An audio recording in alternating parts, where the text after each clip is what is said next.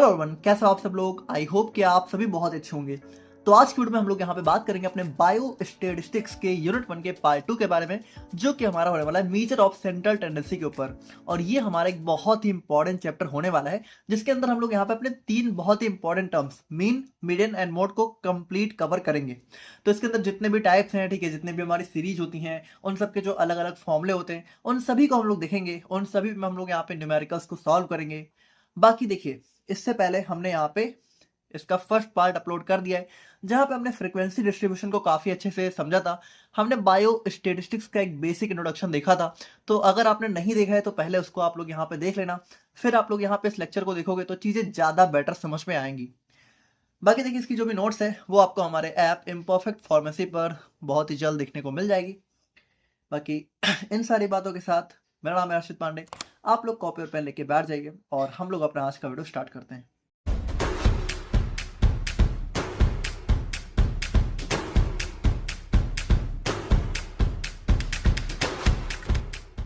अब देखिए, बात करें हम लोग यहाँ पे मेजर ऑफ सेंट्रल टेंडेंसी के बारे में, तो अगर हम लोग यहाँ पे इसको नाम से ही देखें तो इसका नाम क्या कर रहा है कि मेजर करना है। हमें क्या मेजर करना है? सेंट्रल टेंडेंसी को। अब सेंट्रल टेंडेंसी से हमारा क्या मतलब है? देखो, जैसे मान लो आप लोग को यहाँ पे कोई डाटा दिया गया है, ठीक है। मान लो ये आप लोग का यहाँ पे मान लो कोई डाटा है, जिसमें हमारे मान लो कुछ हमारे जैसे डिजिट्स हैं, जैसे फिर कुछ हमारे बेसिकली वैल्यूज हैं, 10 12 13 12 8 10 9, ठीक है। अब ये कुछ भी डाटा हो सकता है कि किसी के मार्क्स हो सकता है किसी के जो है कह सकते हो रुपीज हो, ठीक है। मतलब हो सकता है किसी की सैलरी हो 10,000 12,000, कुछ भी हो सकता है, ठीक है। तो ये हमारे पास मान लीजिए एक डाटा दिया गया है। अब यहाँ पे देखिए, अगर हमें इस डाटा की सेंट्रल टेंडेंसी को मेजर करना है, तो सेंट्रल टेंडेंसी का मतलब होता है कि एक ऐसा टर्म, ठीक है, इस पूरे डाटा में हमें एक ऐसा टर्म या फिर ऐसी वैल्यू फाइंड करनी है, ऐसी वैल्यू का पता लगाना है जो कि इस पूरे के पूरे डाटा सेट को रिप्रेजेंट करती हो। यानी कोई एक ऐसी वैल्यू हम लोग यहाँ पे इसमें से पता लगा ले जिसके आसपास ये सारी की सारी वैल्यू लाई कर रही हो, तो उसी वैल्यू को हम लोग बोलते हैं सेंट्रल टेंडेंसी। देखो, यहाँ पे सिंपल सी बात है कि ये हमारी वो वैल्यू होती है जो कि यहाँ पे पूरे डाटा सेट के एवरेज वैल्यू को डिफाइन करती है। अब देखो, मुझे पता है अभी आप लोग यहाँ पे समझ नहीं पा रहे होगे, ठीक है। थोड़ा सा पेशेंस रखना, एग्जाम्पल के साथ जब हम लोग सारी चीजें देखेंगे तो आप लोग को बहुत बेटर समझ में आएगा। बट अभी के लिए थोड़ा सा डेफिनेशन भी देख लेते हैं। बाकी देखो, ये हमारी वो वैल्यू होती है जिसके अराउंड में क्या होता है, डाटा हमारा सेंटर्ड होता है। मतलब बेसिकली, अच्छा चलो एग्जांपल से देख ही लेते हैं। देखो, यहाँ पे सबसे पहली बात तो ये देखो कि जो सेंट्रल टेंडेंसी है उसको हम लोग 3 तरह से कैलकुलेट कर सकते हैं। एक तरीका है मीन, एक तरीका है मीडियन, एक तरीका है मोड। अब जैसे मान लो अगर हम लोग यहाँ पे अपने मीन वाले को देखें, देखो तीनों को ही हम लोग यहाँ पे एक एक करके देखेंगे, ठीक है, बहुत डिटेल में देखेंगे। बट अभी के लिए फॉर एग्जाम्पल हम लोग यहाँ पे मीन को समझते हैं। जैसे मान लो कि अगर हम लोग यहाँ पे पूरे डाटा का मीन निकालें, तो मीन का मतलब क्या होता है? मीन का मतलब होता है कि हम लोग क्या करते हैं, ये जो जितनी भी वैल्यूज हमारी दी होती हैं, ठीक है, इन सभी को जोड़ देते हैं और इसको हम लोग डिवाइड करते हैं जितनी भी नंबर ऑफ वैल्यूज हैं। देखो, नंबर का मतलब कि कितनी वैल्यू है। तो यहाँ पे देखो, अगर आप लोग काउंट करो तो 1 2 3 4 5 6 7, ठीक है, टोटल 7 वैल्यूज हैं। और यहाँ पे अगर हम लोग इन सारी वैल्यूज को एक एक करके जोड़ दें, जैसे 10 + 12 + 13, तो यहाँ पे देखिए, जब हम लोग इन सभी वैल्यूज को जोड़ेंगे तो हमारा आ जाएगा 74। और इसको डिवाइड हमें किससे करना है? नंबर ऑफ ऑब्जर्वेशन से या फिर नंबर ऑफ वैल्यूज से। तो कितनी नंबर ऑफ ऑब्जर्वेशन है? तो इस डाटा सेट में, इस पार्टिकुलर डाटा सेट में हमारे पास 7 वैल्यूज हैं या फिर 7 नंबर ऑफ ऑब्जर्वेशन है। तो 7 से हम लोग उसको डिवाइड कर देंगे। अब जब हम लोग यहाँ पे करेंगे तो हमें यहाँ पे क्या होगा? 10.5714, यानी कि अप्रॉक्स मान लीजिए कि 10.58 के आसपास हमें एक वैल्यू मिलेगी। तो अगर हम लोग यहाँ पे इस वैल्यू को देखें तो अब देखो, ये हमारा हो जाता है सेंट्रल टेंडेंसी। इस पूरे डाटा की सेंट्रल टेंडेंसी क्या है? 10.58, ठीक है, जिसको हमने किससे? मीन से निकाला है। अब देखो, मीडियन और मोड से भी आप लोग निकाल सकते हो, उससे थोड़ी डिफरेंट वैल्यू आएगी। लेकिन आप लोग ये समझो कि जो भी वैल्यू निकल के आएगी, इसी वैल्यू के अराउंड में क्या होगा? ये जो पूरा का पूरा डाटा सेट है, ठीक है, ये इसी वैल्यू के अराउंड में सेंटर्ड होगा। अब इस चीज का क्या मतलब है? देखो, बहुत सिंपल सी बात है। अगर आप लोग इस 10.58 को उठा के पकड़ो, ठीक है, तो यहाँ पे आप लोग देखो तो जैसे 10 है तो भाई ये क्या इसके आसपास नहीं है? 10 की वैल्यू इसके बहुत पास में हो गई। जैसे 12 भी आप लोग देखो तो 12 और 10.58 में कितना डिफरेंस है? ठीक है, 1 पॉइंट कुछ पॉइंट का डिफरेंस है। उसके बाद 13 को भी देखो तो 13 भी यहाँ पे 10.58 से थोड़ा पास, थोड़ा सा ही तो दूर है ना, लगभग ये भी इसी के पास है। फिर 12 हमारा अगेन इसी के पास आ गया। फिर हमारा 8 भी लगभग इसी के आसपास है हमारा। उसके बाद 10, तो भाई 10 तो बहुत ही पास में हो गया। और 9 भी हमारा देखिए इसके बहुत पास में हो गया।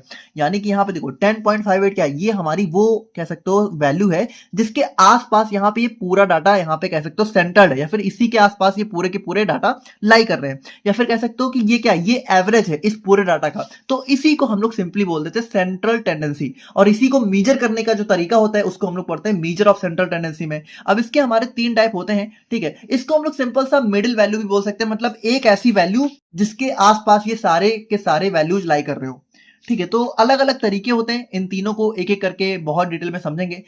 तो सबसे पहला तरीका होता है मीन, दूसरा होता है मीडियन, थर्ड होता है मोड। तो सबसे पहले हम लोग यहाँ पे बात करते हैं अपने मीन के बारे में। अब देखो मीन, वैसे मीन के भी हमारे बहुत सारे टाइप होते हैं, सभी टाइप को हम लोग यहाँ पे आज की वीडियो में डिस्कस भी करेंगे, ज्योमेट्रिक, हार्मोनिक, ठीक है, सभी टाइप को देखेंगे। लेकिन आप ये समझो कि जो मोस्ट कॉमन टाइप होता है वो होता है एरिथमेटिक मीन, ठीक है। तो एरिथमेटिक मीन हमारा सबसे इंपॉर्टेंट होता है। और बाकी देखिए जनरली अगर कभी आप लोगों से मीन पूछा गया, जैसे कभी कभी क्वेश्चन में क्या होता है, डायरेक्टली आप लोगों से बोल देते हैं कि आप लोगों को एक क्वेश्चन दे देंगे, वो डाटा दे देंगे और फिर बोलेंगे इसका मीन कैलकुलेट करो। तो जब भी मीन कैलकुलेट करने की बात करें तो आप लोग को अरिथमेटिक मीन ही कैलकुलेट करना है। बाकी मीन के और भी टाइप होते हैं, उनको भी हम लोग यहाँ पे अभी देखेंगे। तो यहाँ पे देखो, इसको हम लोग यहाँ पे अरिथमेटिक मीन के नाम से भी जानते हैं। और ये क्या होता है, ये एवरेज वैल्यू होती है। देखिए यहाँ पे सिंपल सी बात है, अभी हमने जो भी कैलकुलेट किया ये हमारा मीन होता है। अब हालांकि देखो इसके भी बहुत सारे टाइप है, तो अभी हम लोग देखेंगे, है ना, हमारे पास बहुत सारा डाटा भी होता है अलग अलग।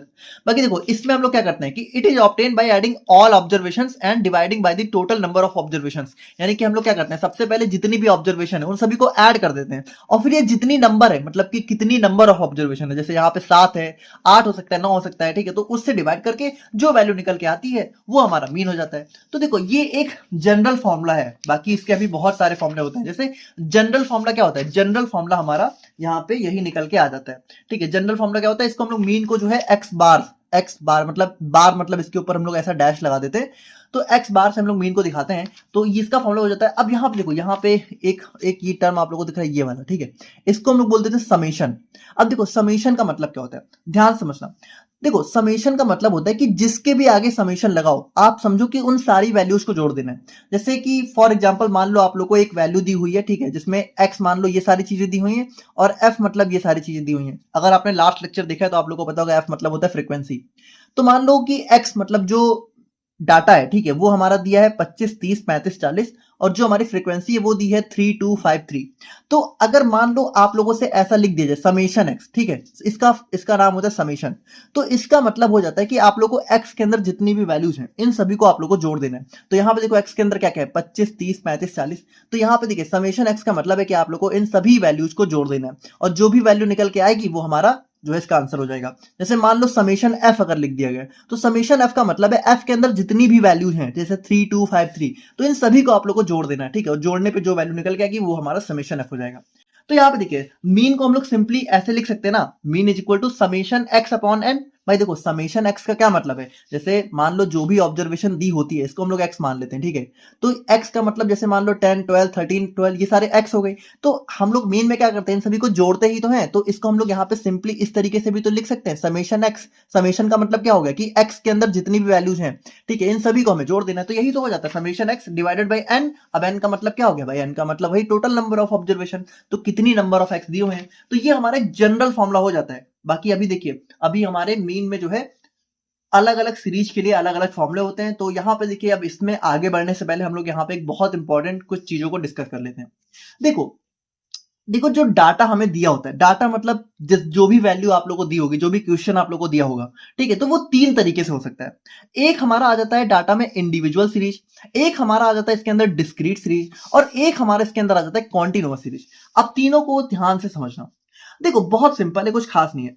इंडिविजुअल सीरीज का मतलब है कि यहां पे जो डाटा आप लोग को दिया होगा, जो भी वैल्यूज दी होंगी, वो सिंपली ऐसे दी होंगी। मतलब इसमें क्या होगा, मतलब इसमें ना एक ही वेरिएबल होता है, ठीक है, और वो वेरिएबल हमारा सिंपली एक्स होता है। मतलब यहाँ पे आप लोग को सिंपल सा जो एक्स होता है उनकी वैल्यूज दी होती हैं। जैसे मान लो आप लोग को यहाँ पे ये डाटा दिया है, अब ये कुछ भी हो सकता है। जैसे मान लो आप लोगों से दिया गया कि ठीक है कि ये हमारे कुछ बच्चों के मार्क्स हैं, ठीक है, कि किसी के 6 आए, किसी के 10, किसी के 15, किसी के 6, किसी के 18। तो अगर हमारा सिर्फ डाटा दिया है कि ये हमारे कुछ बच्चों के मार्क्स आए हैं, ठीक है, अब कौन बच्चे, कहाँ के बच्चे, कितने बच्चे, वो हमें नहीं पता, ठीक है, वो हमें ना दिया हुआ है ना हमसे कोई मतलब है। तो यहाँ पे इस टाइप की वैल्यूज को हम लोग बोल देते हैं इंडिविजुअल सीरीज। इंडिविजुअल सीरीज में क्या होता है, सिर्फ एक्स दिया होता है, समझ गए, ठीक है, सिंपल है।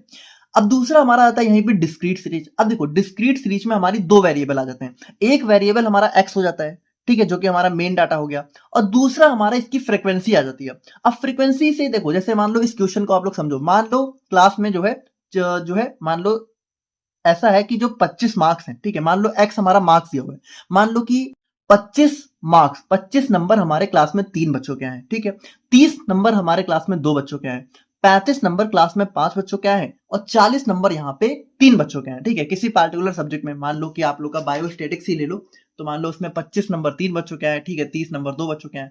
तो इस तरह का डाटा जब दिया होता है, जहां पे x भी दिया होता है, जहां पे फ्रीक्वेंसी भी दी होती है, कि मतलब 25 कितनी बार रिपीट हो रहा है, 3 बार, 30 कितनी बार, 2 बार, 35 कितनी बार, 5 बार, 40 कितनी बार, 3 बार। तो इस तरह के डाटा को हम लोग बोलते हैं डिस्क्रीट सीरीज। डिस्क्रीट सीरीज में मेन प्रॉपर्टी क्या होती है कि इसके अंदर हमारे 2 वेरिएबल होते हैं। कौन कौन से? एक तो हमारा होता है x और दूसरा क्या होता है f, ठीक है, फ्रीक्वेंसी और x दोनों दिया होता है। अब तीसरा यहां पे हमारा आ जाता है कॉन्टिन्यूअस सीरीज। अब देखो, कॉन्टिन्यूअस सीरीज और डिस्क्रीट सीरीज में कोई खास डिफरेंस नहीं है, इसमें भी हमारे 2 वेरिएबल होते हैं, इसमें भी एक हमारा x होता है, एक हमारा f होता है। बस डिफरेंस कहां पे आता है कि जो x है ये हमारा जो है दिया होता है क्लास इंटरवल के फॉर्म में।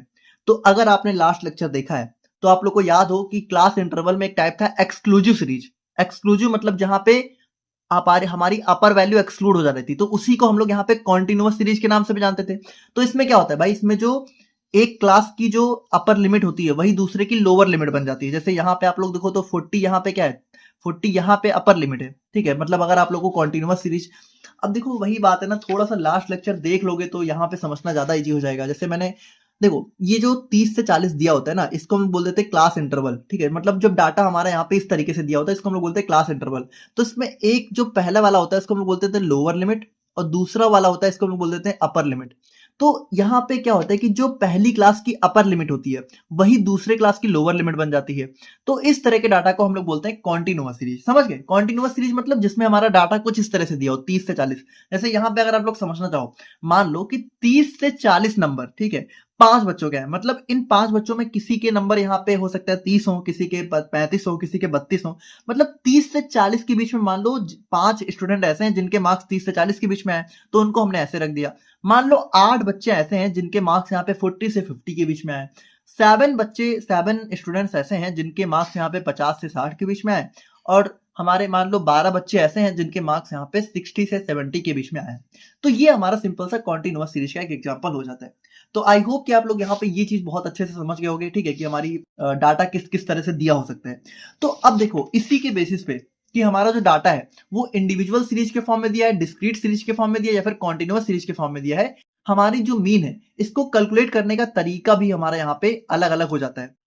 तो देखिए, सबसे पहले हम लोग यहाँ पे बात करते हैं अपने मीन फॉर इंडिविजुअल सीरीज के बारे में। देखो यहाँ पे सेकंड नंबर पे आ गया, बट हम लोग यहाँ पे देखेंगे सारा भी, डिस्क्रीट भी देखेंगे, कॉन्टिन्यूअस भी देखेंगे, बट सबसे पहले इसके बारे में बात करते हैं। तो यहाँ पे देखो, इंडिविजुअल सीरीज का मतलब है कि यहाँ पे क्या होगा भाई, यहाँ पे जो डाटा है वो हमारा सिंपली रॉ फॉर्म में दिया होगा, यानी यहाँ पे जो डाटा है वो हमारा सिंपली कुछ इस तरह से दिया होगा, है ना, कोई फ्रीक्वेंसी वगैरह नहीं होगी। तो अब यहाँ पे देखो, यहाँ पे इसके भी हमारे 2 अलग अलग मेथड आ जाते हैं। एक हमारा डायरेक्ट मेथड आ जाता है और एक हमारा शॉर्टकट मेथड आ जाता है।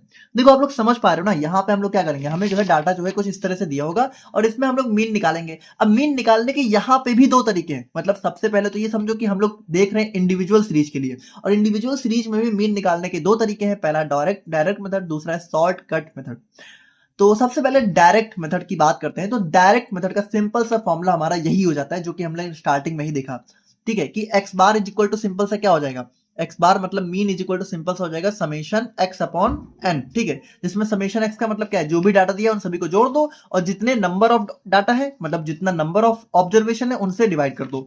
तो अगर हम लोग यहाँ पे इसका सिंपल सा एग्जाम्पल देखें, तो मान लीजिए आप लोगों से पूछा गया, ठीक है, कि calculate the arithmetic mean of marks obtain in pharmacology by 10 student, ठीक है, मान लो 10 बच्चे हैं, ठीक है, कोई 10 बच्चे हैं जिनका यहाँ पे ये सारा मार्क्स आया है।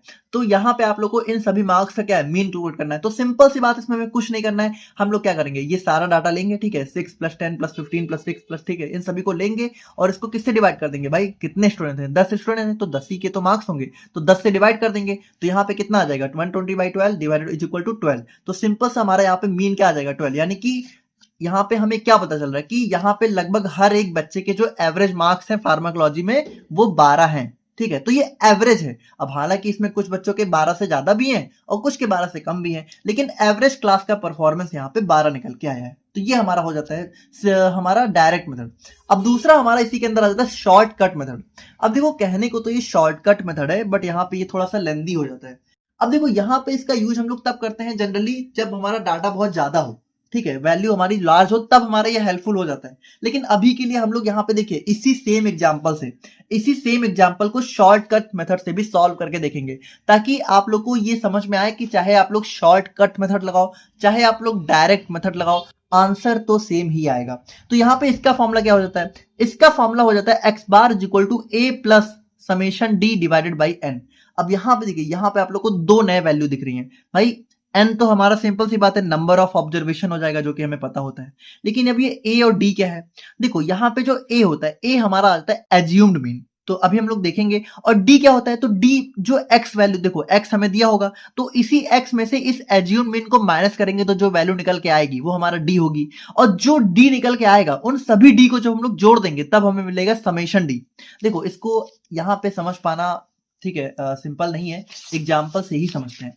देखो यहाँ पे जैसे मान लो इसी डाटा को हमने उठाया है, ठीक है, कि जो हमारा गिवन डाटा था अभी, उसी डाटा को हम लोग यहाँ पे भी यूज कर रहे हैं, ताकि आप लोग को समझ में आए कि चाहे आप लोग जो भी मेथड लगाओ सेम आंसर आएगा।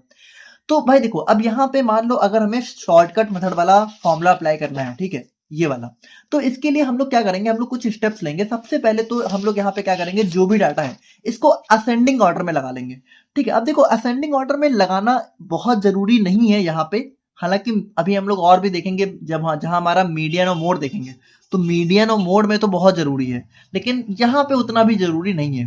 हाँ, मतलब मीडियन में बहुत जरूरी है स्पेशली, लेकिन यहाँ पे भी आप लोग लगा लोगे तो थोड़ा इजी हो जाएगा। तो हम लोग सबसे पहले क्या करेंगे, देखो ध्यान से सुनना, ये हम लोग क्या देख रहे हैं? इंडिविजुअल सीरीज के लिए मीन कैलकुलेट करना बाय शॉर्टकट मेथड। तो इसमें हम लोग क्या करेंगे? सबसे पहले जो भी डाटा दिया होगा, अगर वो असेंडिंग ऑर्डर में नहीं है तो उसको असेंडिंग ऑर्डर में लगा देंगे। असेंडिंग ऑर्डर का मतलब सबसे छोटा सबसे पहले, उससे बाद, उसके बाद उससे बड़ा। जैसे यहाँ पे सबसे छोटा क्या है? 6। अब 6 कितनी बार आ रहा है? 6 हमारा 2 बार आ रहा है, तो 6 हमारा ये हो गया, ठीक है। उसके बाद हमारा इस तरीके से हमने लगा लिया। अब हम लोग क्या करेंगे? हम लोग यहाँ पे एक टेबल बनाएंगे, ठीक है, बहुत ध्यान से देखना। देखो इस टेबल में क्या क्या चीजें हैं। देखो सबसे पहले तो हमने x ले लिया, ठीक है, x मतलब ये जो हमारी डाटा है, ठीक है, जो कि हमारा डाटा दिया हुआ है हमारा x हो गया, तो इसको हमने इस तरीके से लिख लिया। अब हम लोग क्या करेंगे? अब हमें कैलकुलेट करना है एज्यूम्ड मीन। देखो भाई ए हमारा क्या होता है? ए हमारा, देखो इस फॉर्मूला फिर से देखो आप लोग, x bar is equal to A plus sigma d divided by n. तो यहाँ पे हमें ए और डी को पता लगाना है। अब डी को पता लगाने के लिए देखिए डी का मतलब क्या है? एक्स माइनस ए, तो डी भी हमें तभी पता चलेगा जब हम ए पता लगाएं। तो ए क्या होता है? Assumed mean. एज्यूम मतलब कि जो हमने खुद से एज्यूम किया हो, जो एक्चुअल में नहीं है ना, मतलब इसको हमने खुद से लगाया है कि हाँ अनुमान लगाया है इसका। तो हम लोग क्या करते हैं? एज्यूम मीन हम लोग ऐसी वैल्यू लेते हैं जो कि इस पूरे डाटा के बीच में आ रही हो। जैसे अगर आप लोग यहाँ पे देखो तो इस पूरे डाटा में जो बीच वाली वैल्यू है वो एक तो 12 है, ठीक है, और एक तो 14 है। तो 12 14 कुछ भी, मतलब 12 या फिर 14 में से आप लोग कुछ भी ले सकते हो। तो हम लोग मान लेते हैं कि हमने 14 ले लिया, तो 14 हमारा एज्यूम्ड मीन हो गया। अब यहाँ पे हमें क्या करना है भाई? हमें चलो हमारा ए तो मिल गया, ठीक है, फॉर्मूला क्या होता है? X bar is equal to A plus summation d divided by n. अब हमें डी का पता लगाना है। अब डी का मतलब क्या होता है? डी मतलब एक्स माइनस ए, यानी कि ये जो ए आपने लिया है इसको एक्स में से माइनस करना है। देखो ये बहुत ध्यान से देखना कि ए में से एक्स को नहीं माइनस करेंगे, एक्स में से ए को। तो यहाँ पे देखिए अगर हम लोग यहाँ पे हर एक डाटा को, जो भी वैल्यू है उनमें से सभी को हम लोग एक्स में से माइनस करेंगे तो हमें डी मिल जाएगा। तो अगर आप लोग देखो तो यहाँ पे ए क्या है? 14, और एक्स क्या है? तो x एक एक करके माइनस करते हैं। तो सबसे पहला x है 6, तो 6 में से 14 को माइनस करेंगे तो कितना आएगा भाई? 6 में से आप लोग 14 को घटाओगे तो कितना आएगा? -8। माइनस में आएगा आंसर, क्योंकि छोटी वैल्यू में से बड़ी वैल्यू माइनस कर रहे हैं। उसी तरीके से आप लोग जब करोगे तो यहाँ पे भी देखिए 6 - 14 अगेन हमारा -8 आ जाएगा, फिर 8 - 14 हमारा -6 आ जाएगा, फिर हमारा -4 -2, 14 में से 14 गए 0, ठीक है, फिर हमारा अगेन 14 है तो यहाँ पे भी 0 आ गया, फिर हमारा 15। अब यहाँ पे देखो, यहाँ पे 15 - 14 तो +1 आएगा, फिर यहाँ पे 3 आएगा, फिर यहाँ पे 4 आएगा। तो अब अगर आप लोग यहाँ पे देखो तो इन सभी वैल्यू को जब आप लोग, अब देखो यहाँ पे हमें क्या चाहिए भाई? हमें डी नहीं चाहिए, हमें समेशन डी चाहिए। समेशन डी का मतलब है कि डी की जितनी भी वैल्यू आई है इन सभी को आप लोग जोड़ो। तो देखिए सिंपल सी बात है, इन सभी को जब हम लोग जोड़ेंगे, जैसे अगर आप लोग देखो तो हमें क्या करना है? हमें -8, ठीक है, इन सभी को जोड़ना है, ठीक है। तो जैसे -8, देखो यहाँ पे इसको हम लोग देख ले रहे हैं, बाकी इतना भी डिटेल में नहीं देखेंगे क्योंकि सिंपल सी मैथ है, इसमें तो कुछ करना ही नहीं है, ठीक है। तो इन सभी को हमें जोड़ना है, -2 प्लस जीरो, ठीक है, फिर +1 +3 और +4, ठीक है। तो देखो ये हमारी डी की वैल्यूज हैं। अब इन सभी को जोड़ देंगे तो हमें क्या मिल जाएगा, हमें मिल जाएगा हमारा समेशन डी। तो देखिए यही फॉर्मूला में हमें यही तो चाहिए, समेशन डी। तो देखिए इन सभी को अगर हम लोग जोड़ें तो भाई देखिए जैसे प्लस माइनस माइनस हो जाता है, इतना आप लोग को पता होना चाहिए, ठीक है। तो अब अगर हम लोग देखें तो ये क्या हो जाएगा, ये हो जाएगा -8 और प्लस माइनस, फिर ये भी -8, फिर यहाँ पे प्लस माइनस अगेन -6, फिर यहाँ पे प्लस माइनस माइनस हो जाएगा तो -4, फिर प्लस माइनस तो -2, फिर प्लस जीरो। अब देखो मुझे पता है कुछ लोगों को बहुत बोरिंग लग रहा है, बट थोड़ा सा देख लो, ठीक है, थोड़ा सा बस। अब देखो अगर आप लोगों को पता हो कि जैसे जो माइनस माइनस क्या होता है, माइनस माइनस जब हम लोग जोड़ते हैं तो माइनस माइनस प्लस हो जाता है, लेकिन साइन माइनस का रहता है। थोड़ा समझना कि जैसे यहाँ पे -8 है, माइनस, ठीक है, तो -8 दो बार है, फिर -6 है, -4 है, -2 है। तो इसका मतलब क्या है कि हमें इन सभी वैल्यू को जोड़ देना है, ठीक है, लेकिन जो साइन होगा वो माइनस का ही रहेगा, क्योंकि देखो हमारा जो सबसे बड़ी वैल्यू है उसके ऊपर साइन कौन सा है, माइनस का है। तो यहाँ पे जब हम लोग माइनस माइनस को जोड़ते हैं तो होता तो प्लस है, यानी ये सभी वैल्यू हम लोग जोड़ेंगे, लेकिन जो आंसर आएगा वो माइनस में रखेंगे। तो यहाँ पे देखिए तो 8 कितना हो जाता है भाई, हमारा 16 हो गया, 16 और 6 कितना हो गया, 22 हो गया, ठीक है। और उसके बाद हमारा यहाँ पे 4 कितना हो गया, 26 हो गया, फिर हमारा 2 कितना हो गया, 28, तो ये हो जाएगा -28, ठीक है, -28 हो गया, कितना, सिर्फ इतना वैल्यू। अब जीरो जीरो से कोई मतलब नहीं, अब यहाँ पे इनको जोड़ो तो ये 4 + 3 + 1 = कितना हो गया, 8 हो गया। अब देखो यहाँ पे ये वैल्यू प्लस में रहेगी तो ये +8 हो गया। अब देखो अब हमारे पास क्या है, -28 + 8, तो माइनस प्लस क्या होता है, माइनस प्लस माइनस होता है, लेकिन साइन किसका रहेगा, साइन उसका रहेगा जिसकी जो बड़ी वैल्यू है। तो यहाँ पे देखो बड़ी वैल्यू क्या है, 28 है, तो 28 बड़ी वैल्यू है, इसका मतलब यहाँ पे ये टोटल होगा तो माइनस, यानी हम लोग 28 में से 8 को माइनस करेंगे, लेकिन जो आंसर आएगा उसमें हम लोग साइन लगाएंगे माइनस का। तो भाई 28 में से 8 को माइनस करोगे कितना आएगा, सिंपल सी बात है 20 आएगा। अब साइन किसका, साइन हमारा माइनस का है, क्यों, क्योंकि बड़ी वाली वैल्यू के आगे साइन हमारा माइनस का है। तो देखो सिंपल सा एक फॉर्मूला होता है कि अगर माइनस माइनस है तो इक्वल टू प्लस हो जाएगा, लेकिन साइन हमारा माइनस का रहेगा। अगर माइनस प्लस है तो हमारा माइनस होगा, लेकिन साइन उसका रहेगा जो वैल्यू बड़ी है, ठीक है। और अगर बाकी तो है ही है, ठीक है, तो यही दो होते हैं। जैसे मान लो अगर ये उल्टा होता, अब मुझे पता है कुछ लोग सोच रहे होंगे क्या बता रहे हो आप, ठीक है, तो अगर ये उल्टा होगा तो हमारा क्या होगा, तब भी हमारा माइनस होगा, लेकिन अब हमारा साइन लगेगा प्लस वाला, क्योंकि 28 बड़ा है और बड़े के आगे क्या लगा है, प्लस लगा है, लेकिन यहाँ पे बड़े के आगे माइनस लगा, इसलिए हम लोग माइनस लगाएंगे, ठीक है। तो ये सिंपल सी मैथ्स होती है। तो यहाँ पे देखिए वही चीज है कि जब हम लोग जोड़ेंगे इन सारे डी को तो हमारा वैल्यू आ जाएगा -20। अब हम लोग अपने फॉर्मूले में रखें तो भाई देखिए एज्यूम मीन हमने कितना लिया था, 14, ठीक है, डी की वैल्यू कितनी आई है, समेशन डी की वैल्यू कितनी आई है। देखो डी की वैल्यू से हमें नहीं मतलब है, डी की वैल्यू तो एक एक करके निकल के आएगी ना, इन सभी को जोड़ने पे कितनी वैल्यू आई है, तो वो आई है -20, फिर हमारा डिवाइडेड बाई एन, एन मतलब कि ये टोटल नंबर ऑफ ऑब्जर्वेशन कितनी, तो 10 ही है, तो ये हमारा 10 आ गया, फिर ठीक है, तो हमारा क्या होगा भाई 20 डिवाइडेड बाई 10 कितना हो जाएगा, 2 हो जाएगा। तो यहाँ पे हम लोग क्या करेंगे, 14 में से 2 को घटा देंगे, क्योंकि देखो ये माइनस में, प्लस माइनस क्या हो जाएगा, माइनस हो जाएगा, तो 14 में से 2 गया, कितना बचा, 12। और यहाँ पे देखो भाई, यहाँ पे हमने जब डायरेक्ट मेथड से कैलकुलेट किया तब भी कितना आया था, 12, और वही सेम डिजिट है। तो चाहे आप लोग शॉर्टकट से करो, चाहे आप लोग डायरेक्ट से करो, आंसर तो सेम ही आएगा, बस ये है कि इसके मेथड हमारे 2 हो जाते हैं। तो देखिए ये था हमारा यहाँ पे मीन फॉर इंडिविजुअल सीरीज। तो समझ गए होगे इंडिविजुअल सीरीज में क्या होता है, डाटा हमारा यहाँ पे सिंपली रॉ फॉर्म में दिया होता है, ठीक है, कि हमें सिंपली कुछ इस तरह का डाटा होगा, ना कोई फ्रीक्वेंसी होगी, हम लोग सिंपली 2 तरह से कैलकुलेट कर सकते हैं, एक हमारा डायरेक्ट, एक हमारा शॉर्टकट मेथड हो जाता है। तो आई होप कि आप लोग ये चीज बहुत अच्छे समझ गए होंगे। अब हम लोग यहाँ पे बात करते हैं अपने अपने जो है मीन फॉर डिस्क्रीट सीरीज के बारे में, ठीक है।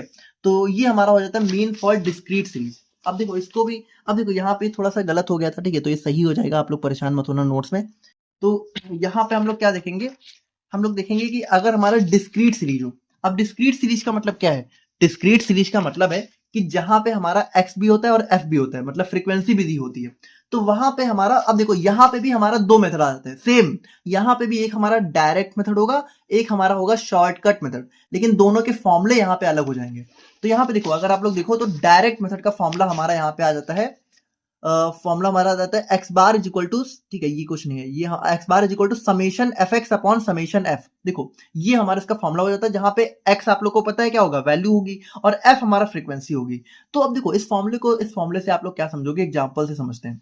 तो देखो जैसे मान लो आप लोगों से पूछा गया कि calculate the arithmetic mean from following table that shows the marks secured in pharmaceutics by different student, ठीक है, मतलब कि फार्मास्यूटिक्स में अलग अलग बच्चों ने कितने मार्क्स सिक्योर किए उसका ये डेटा है। जैसे मान लो 3 बच्चे ऐसे हैं जिनके 25 मार्क्स आए, 2 बच्चे ऐसे हैं जिनके 30 मार्क्स आए, 5 बच्चे ऐसे हैं जिनके 35 मार्क्स आए, 3 बच्चे के 40 मार्क्स आए हैं और 7 बच्चों के 70 मार्क्स आए हैं, ठीक है। तो ये फार्मास्यूटिक्स में मार्क्स हैं। अब आप लोग को इसका मीन कैलकुलेट करना है। तो अब यहाँ पे आप लोग देख रहे हो कि इसमें एक्स भी है, एफ भी है, और जो एक्स है वो सिंपल है, ठीक है। अगर मान लो एक्स यहाँ पे इस तरह होता तब हम लोग इसका कंटिन्यूअस सीरीज लगाते, लेकिन यहाँ पे तो हमारा डिस्क्रीट सीरीज हम लोग देख रहे हैं।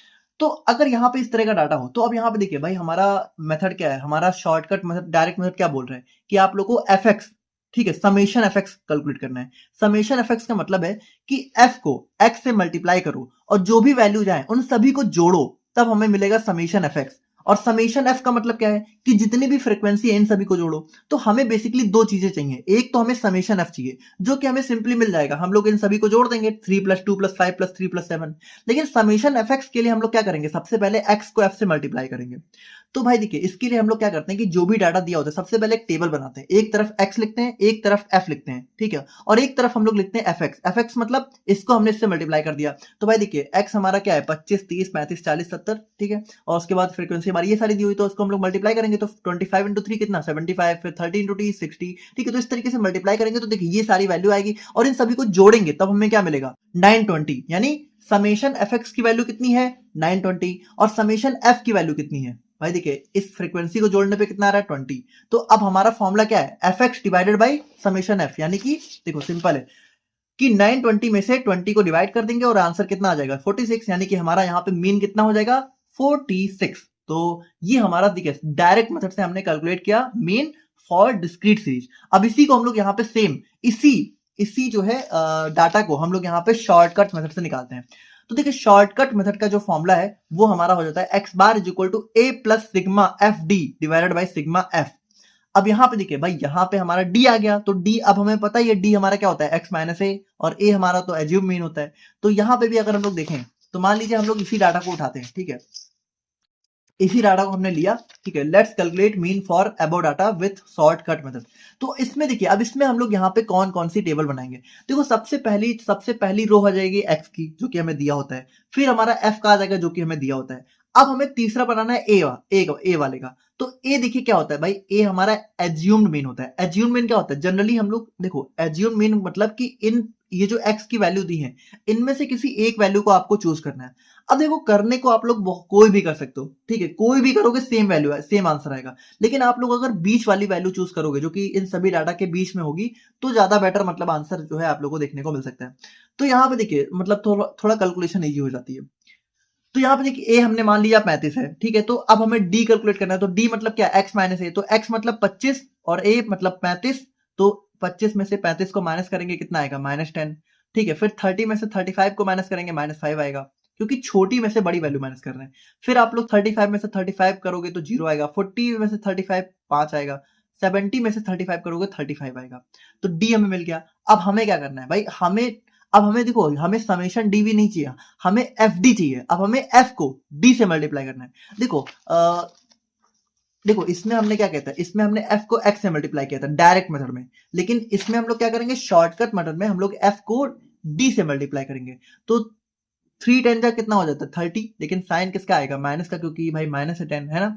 उसके बाद 2 5 जा 10 हो गया, फिर 3 5 जा 15 और 7 इंटू 35 करोगे तो 245 आएगा, ठीक है, तो ये आ जाएगा। अब यहाँ पे देखिए, यहाँ पे हमें क्या करना है, अब हमें यहाँ पे कौन कौन सी वैल्यू चाहिए, ए हमें मिल चुका है 35 है ना। समेशन एफ डी, यानी कि देखो ये जो एफ डी निकल के आया है इन सभी को आप लोग को जोड़ना है, ठीक है, -30 -10 +0 +15 +245 इन सभी को जोड़ना है। और उसके बाद हमें समेशन एफ की वैल्यू चाहिए, ठीक है, तो समेशन एफ मतलब कि ये जो फ्रीक्वेंसी है तो ये हमारा 20 हो गया। तो अब देखिए, अब अगर हम लोग यहाँ पे देखें तो हमारा फॉर्मूला आ जाएगा x bar equal to a plus sigma f d divided by sigma f. तो यहाँ पे कितना आ जाएगा, ये जो एफ डी है इन सभी को जब आप लोग जोड़ोगे तो आंसर आ जाएगा 220, ठीक है, 220। तो ये आ जाएगा 220 डिवाइडेड बाय 20, ठीक है, तो 35 और यहाँ पे कितना आ जाएगा 11, 35 + 11 इज इक्वल टू 46। तो यहाँ पे देखिए मेन कितना निकल गया 46, और डायरेक्ट मेथड से कितना निकल के आया था 46। यानी कि देखो अगेन वही चीज है कि चाहे शॉर्टकट मेथड से लगाओ चाहे हमारा डायरेक्ट मेथड से, आंसर तो सेम ही आएगा। तो यहाँ पे देखिए, अब देखो अभी तक जैसे आप लोग को बहुत सारी चीजें समझ में आ रही होंगी, लेकिन लग रहा होगा कि अरे यार ये तो बहुत ईजी है। लेकिन मेरी बात मानो, आप लोग मैथ या फिर स्टेटिस्टिक्स एक ऐसा सब्जेक्ट है जो कि देखने पे तो समझ में आ जाता है, लेकिन जब आप लोग खुद से सॉल्व करने जाओगे तो आप लोग भूल जाओगे, ठीक है, आप लोगों को याद नहीं रहेगा कि कैसे किया था मैंने, इसलिए क्वेश्चन प्रैक्टिस करो। इसलिए अब देखिए, अब स्क्रीन पे आप लोगों को एक क्वेश्चन दिख रहा होगा, ठीक है, तो इसको आप लोग यहाँ पे लगाओ और इसका मीन आप लोग यहाँ पे कैलकुलेट करके कमेंट में बताना। देखो, ये आप लोग के लिए भले के लिए, मेरी बात मानो, इसको जरूर से सॉल्व करना। आप लोग को लग रहा होगा आप लोगों को सब समझ में आ गया है, लेकिन जब तक इसको सॉल्व नहीं करोगे तब तक नहीं समझ में आएगा। तो इसको डायरेक्ट और शॉर्टकट मेथड दोनों से लगा के देखना, और जो भी मीन आए वो यहाँ पे आप लोग आंसर में कमेंट करके बताना। तो देखो, यहाँ पे हमने अपना दिखा अपने मीन फॉर जो है डिस्क्रीट सीरीज, और अब हम लोग यहाँ पे बात करते हैं अपने मीन फॉर कॉन्टिन्यूअस सीरीज के बारे में। अब देखो, कॉन्टिन्यूअस सीरीज का क्या मतलब है कि यहाँ पे जो डाटा है वो हमारा यहाँ पे बेसिकली जो है क्लास इंटरवल के फॉर्म में कुछ इस तरीके से दिया होगा, ठीक है। तो ये हमारा कब होता है, जब हमारा डाटा क्लास इंटरवल के फॉर्म में हो। अब यहाँ पे इसके भी तीन मेथड आ जाते हैं, डायरेक्ट, शॉर्टकट। अब यहाँ पे देखो, यहाँ पे तीन मेथड आ जाते हैं, डायरेक्ट तो है ही है, शॉर्टकट तो है ही है, एक हमारा और आ जाता है स्टेप डेविएशन मेथड। तो देखते हैं एक एक करके। सबसे पहला हमारा मेथड आ जाता है डायरेक्ट मेथड। अब देखो, डायरेक्ट मेथड में फॉर्मूला क्या होता है, x bar is equal to sigma f m. अब देखो, यहाँ पे एक नया टर्म आ गया एम। जैसे अगर आप लोग यहाँ पे इसी को अपने डिस्क्रीट सीरीज वाले फॉर्मूले से जो है रिलेट करो, तो देखिए, डिस्क्रीट सीरीज में फॉर्मूला हमारा क्या था, डिस्क्रीट सीरीज में फॉर्मूला था sigma summation F x upon summation f, ठीक है। और यहाँ पे क्या है, summation f m upon summation f, यानी एक्स की जगह क्या आ गया, एक्स की जगह एम आ गया। अब एक्स क्या होता था भाई, एक्स हमारा यही तो होता था 25, 30, 35, 40। लेकिन यहाँ पे अगर आप लोग देखो तो एक्स किस तरह दिया होता है, 30 से 40, 40 से 50। अब यहाँ पे आप लोग एक्स कैलकुलेट कैसे करोगे भाई, आप लोग यहाँ पे एफ को, ठीक है, मान लो अगर एफ को एक्स से मल्टीप्लाई भी करना है तो किससे करोगे, 30 से करोगे कि 40 से करोगे कि इसके बीच की किसी वैल्यू से करोगे। जैसे यहाँ पे 30 से 40 का मतलब क्या है, 30 से 40 के बीच में कोई भी नंबर यहाँ पे इसके अंदर हो सकता है। तो आप लोग यहाँ पे x को पहचानोगे कैसे, तो यहाँ पे हम लोग करते क्या है, यहाँ पे हम लोग x नहीं बल्कि m लेते हैं, और m क्या होता है, m होता है मिड वैल्यू। अब मिड वैल्यू अगर आप लोग समझ पा रहे हो, बहुत सिंपल है। मिड वैल्यू का मतलब है कि ये जो आप लोग को रेंज दी होती है 30 से 40 की, क्लास इंटरवल जो दिया होता है, इसके बीच की वैल्यू लेते हैं। तो भाई देखिए, 30 से 40 के बीच में क्या आता है, 35। 40 से 50 के बीच में क्या आता है, 45। 50 से 60 के बीच में क्या आता है, 55। यानी यहाँ पे हम लोग क्या करते हैं, एक्स को जो है बीच वाली वैल्यू ले लेते हैं, और वो जो बीच वाली वैल्यू होती है उसको हम लोग एक नया नाम देते हैं जो कि हो जाता है एम। तो बेसिकली देखा जाए तो यहाँ पे देखो, डिस्क्रीट सीरीज और कॉन्टिन्यूअस सीरीज में फॉर्मूला है सेम ही, लेकिन बस यहाँ पे क्या है कि डिस्क्रीट सीरीज में जो एक्स होता है वो हमें नॉर्मली दिया होता है, तो हम लोग डायरेक्टली इसको ऐसे लिख देते हैं, सिग्मा समेशन एफ एक्स। कहीं कहीं मुझे लग रहा है कि मुझसे सिग्मा प्रोनाउंसिएट हो जा रहा है, तो उसके लिए आप लोग थोड़ा सा माफ कर देना, ठीक है। मतलब वो बार बार माइंड में पता नहीं क्यों सिग्मा आ जा रहा है, ठीक है, समेशन है, ध्यान रखना आप लोग। तो यहाँ पे देखो, यहाँ पे क्या दिया हुआ है, समेशन एफ एक्स, और यहाँ पे क्या दिया हुआ है, समेशन एफ एम, है सेम ही, ठीक है। बस यहाँ पे m क्या है, m हमारा x ही है, बस x चूंकि यहाँ पे नॉर्मल दिया है तो हम लोग x ले लेते हैं, और यहाँ पे हमारा नॉर्मल तो दिया नहीं होता है, 30 से 40, 40 से 50 ऐसा दिया होता है, तो हम लोग क्या करते हैं, इसकी बीच की वैल्यू निकाल लेते हैं, और वही हमारा m हो जाता है। तो ये हमारा इसका फॉर्मूला हो जाता है, जो कि हमारा बिल्कुल डिस्क्रीट सीरीज जैसा ही है। देखो, रिलेट करके पढ़ोगे ना तो वो भी याद रहेगा, ये भी याद रहेगा, तो वही चीज है। तो देखो, हम लोग यहाँ पे एग्जाम्पल समझते हैं अपने डायरेक्ट मेथड को। तो यहाँ पे मान लो आप लोगों से एक एग्जाम्पल दिया है कि हमारे, मान लो कि ये डायबिटीज के पेशेंट है, ठीक है, मतलब मान लो 5 डायबिटीज के ऐसे पेशेंट है जिनका जो वेट है वो 30 से 40 के बीच में है। अब 30 से 40 के बीच में कितना भी हो सकता है किसी का 32 हो, किसी का 34 हो, किसी का 36 हो, है ना। और 8 ऐसे पेशेंट है जिनका वेट हमारा 40 से 50 के बीच में है। 7 ऐसे पेशेंट है जिनका वेट हमारा 50 से 60 के बीच में है। 12 ऐसे पेशेंट है जिनका वेट हमारा 60 से 70 के बीच में है। 14 ऐसे पेशेंट है जिनका वेट हमारा 70 से 80 के बीच में है, और 17 ऐसे पेशेंट है जिनका वेट हमारा 80 से 90 के बीच में है। अब आप लोगों को इसका मीन कैलकुलेट करना है, और हमारा किससे कैलकुलेट करना है, डायरेक्ट मेथड से। तो अब यहाँ पे आप लोग क्या करोगे, आप लोग यहाँ पे वाला फॉर्मूला अप्लाई करोगे, लेकिन ये वाला फॉर्मूला अप्लाई करने के लिए हमें क्या चाहिए, हमें चाहिए हमारा m। तो m हमारी क्या होती है, मिड वैल्यू। तो अब आप लोग यहाँ पे देखो, अब हम लोग यहाँ पे सबसे पहले क्या बनाते हैं, एक चार्ट बनाते हैं। तो चार्ट में सबसे पहले x को रखते हैं, तो x हमारा दिया होता है, f फ्रीक्वेंसी भी हमारी दी होती है भाई, देखिए x और f तो हमारा दिया हुआ है ना। तो अब हम लोग क्या कैलकुलेट करेंगे, सबसे पहले m कैलकुलेट करेंगे। तो m मतलब क्या होता है, मिड वैल्यू। अब देखो, मिड वैल्यू वैसे तो आप लोग देख के भी पहचान सकते हो कि 30 और 40 के बीच में क्या आएगा, 35 आएगा, लेकिन इसका एक फॉर्मूला भी होता है कि हम लोग क्या करते हैं, 30 होती है हमारी लोअर वैल्यू, लोअर लिमिट, 40 होती है अपर लिमिट। तो इसका फॉर्मूला होता है lower limit plus upper limit divided by 2, ठीक है, अपर लिमिट। तो जैसे कि यहाँ पे अगर आप लोग इस फॉर्मूले से निकालो इसकी मिड वैल्यू, तो क्या हो जाएगा, 30 plus 40 divided by 2 is equal to 70 divided by 2 is equal to 35। तो यहाँ पे देखिए वही चीज है कि इस फॉर्मूले से भी हम लोग निकाल सकते हैं, बाकी सिंपली भी आप लोग यहाँ पे देख के जान सकते हो। तो जैसे इसकी मिड वैल्यू हो गई 35, इसकी हो गई 45, इसकी हो गई 55, इसकी हो गई 65, इसकी हो गई 75, इसकी हो गई 95। अब हम लोग क्या करेंगे भाई, डिस्क्रीट सीरीज में हम लोग f को x से मल्टीप्लाई कर रहे थे, लेकिन यहाँ पे x तो हमें पता ही नहीं है अच्छे से, तो हमने क्या किया, x की जगह m निकाल लिया। अब हम लोग क्या करेंगे, f और m को मल्टीप्लाई कर देंगे, तो fm मल्टीप्लाई करने पे कितना आएगा, 175, 360, 385, 780, 1050, 1445। तो यहाँ पे देखिए अब हमें क्या चाहिए, हमें दो चीजें चाहिए। एक चाहिए हमें समेशन fm, fm मतलब कि ये जो fm निकल के आया इन सभी को जोड़ के कितनी वैल्यू आई, और एक चाहिए हमें समेशन f। तो देखिए समेशन f हमारा है 63, ठीक है, मतलब इन सभी को आप लोग जोड़ोगे तो हमारा 63 आ जाएगा, और समेशन fm हमारा निकल के आ जाता है 4195, यानी कि इन सभी वैल्यूज को जब आप लोग जोड़ोगे तो निकल के आएगा 4195। तो अब यहाँ पे आप लोगों को क्या करना है, इस 4195 को 63 से डिवाइड कर देना है, वैल्यू क्या निकल के आएगी 66.58, और यही हमारा क्या हो जाता है, मीन हो जाता है, सिंपल। तो यहाँ पे देखिए इस तरीके से हम लोग यहाँ पे कॉन्टिन्यूअस सीरीज के लिए मीन को कैलकुलेट करते हैं। तो आई होप कि आप लोग समझ गए कि बहुत ही सिंपल है भाई। यहाँ पे हम लोग क्या करते हैं, हमारा summation fm divided by summation f हो जाता है, ठीक है। बस ये है कि यहाँ पे m, ठीक है, m हमारा जो है मिड वैल्यू निकालते हैं, क्योंकि भाई डाटा हमारा इस तरीके से दिया होता है, इसलिए यहाँ पे हमें मिड वैल्यू निकालनी पड़ती है। तो ये हमारा देखिए सिंपल सा मेथड हो जाता है। अच्छा देखो यहाँ पे अगर आप लोग एक बहुत इंपॉर्टेंट चीज देखना चाहो, ठीक है, थोड़ा सा अगर आप लोग ध्यान दो, तो देखो जैसे यहाँ पे बेसिकली मीन का फॉर्मूला यही है हर जगह, बस इसको अप्लाई करने का तरीका अलग अलग हो जाता है। जैसे कि अगर आप लोग देखो तो जैसे हम लोगों ने डिस्क्रीट सीरीज देखा था, ठीक है, तो डिस्क्रीट सीरीज में मीन का फॉर्मूला क्या आया गया था, sigma summation F x upon summation f, ठीक है। तो यहाँ पे अगर आप लोग देखो तो ये जो समेशन एफ नीचे आ रहा है ये बेसिकली है तो एन के बराबर ही, ठीक है, मतलब ये है नंबर ऑफ ऑब्जर्वेशन है। क्यों, क्योंकि भाई देखो फ्रीक्वेंसी क्या बताती है, फ्रीक्वेंसी यही तो बताती है कि कोई जो टर्म है वो कितनी बार है। अब देखो ये चीजें हो सकता है कुछ लोगों को बहुत ना समझ में आए, बट आप लोग समझोगे तो थोड़ा समझना कि जैसे यहाँ पे फ्रीक्वेंसी का मतलब क्या है कि ये जो नंबर है ये कितनी बार रिपीट हुए। तो जैसे यहाँ पे देखो अगर 25 3 बार आया है, इसका मतलब क्या है कि 25 यहाँ पे 3 बार लिखा है, 30 हमारे यहाँ पे 2 बार लिखा है, 35 हमारे यहाँ पे 5 बार लिखा है, 40 यहाँ पे हमारा 3 बार होगा, और 70 हमारे यहाँ पे 7 बार होगा।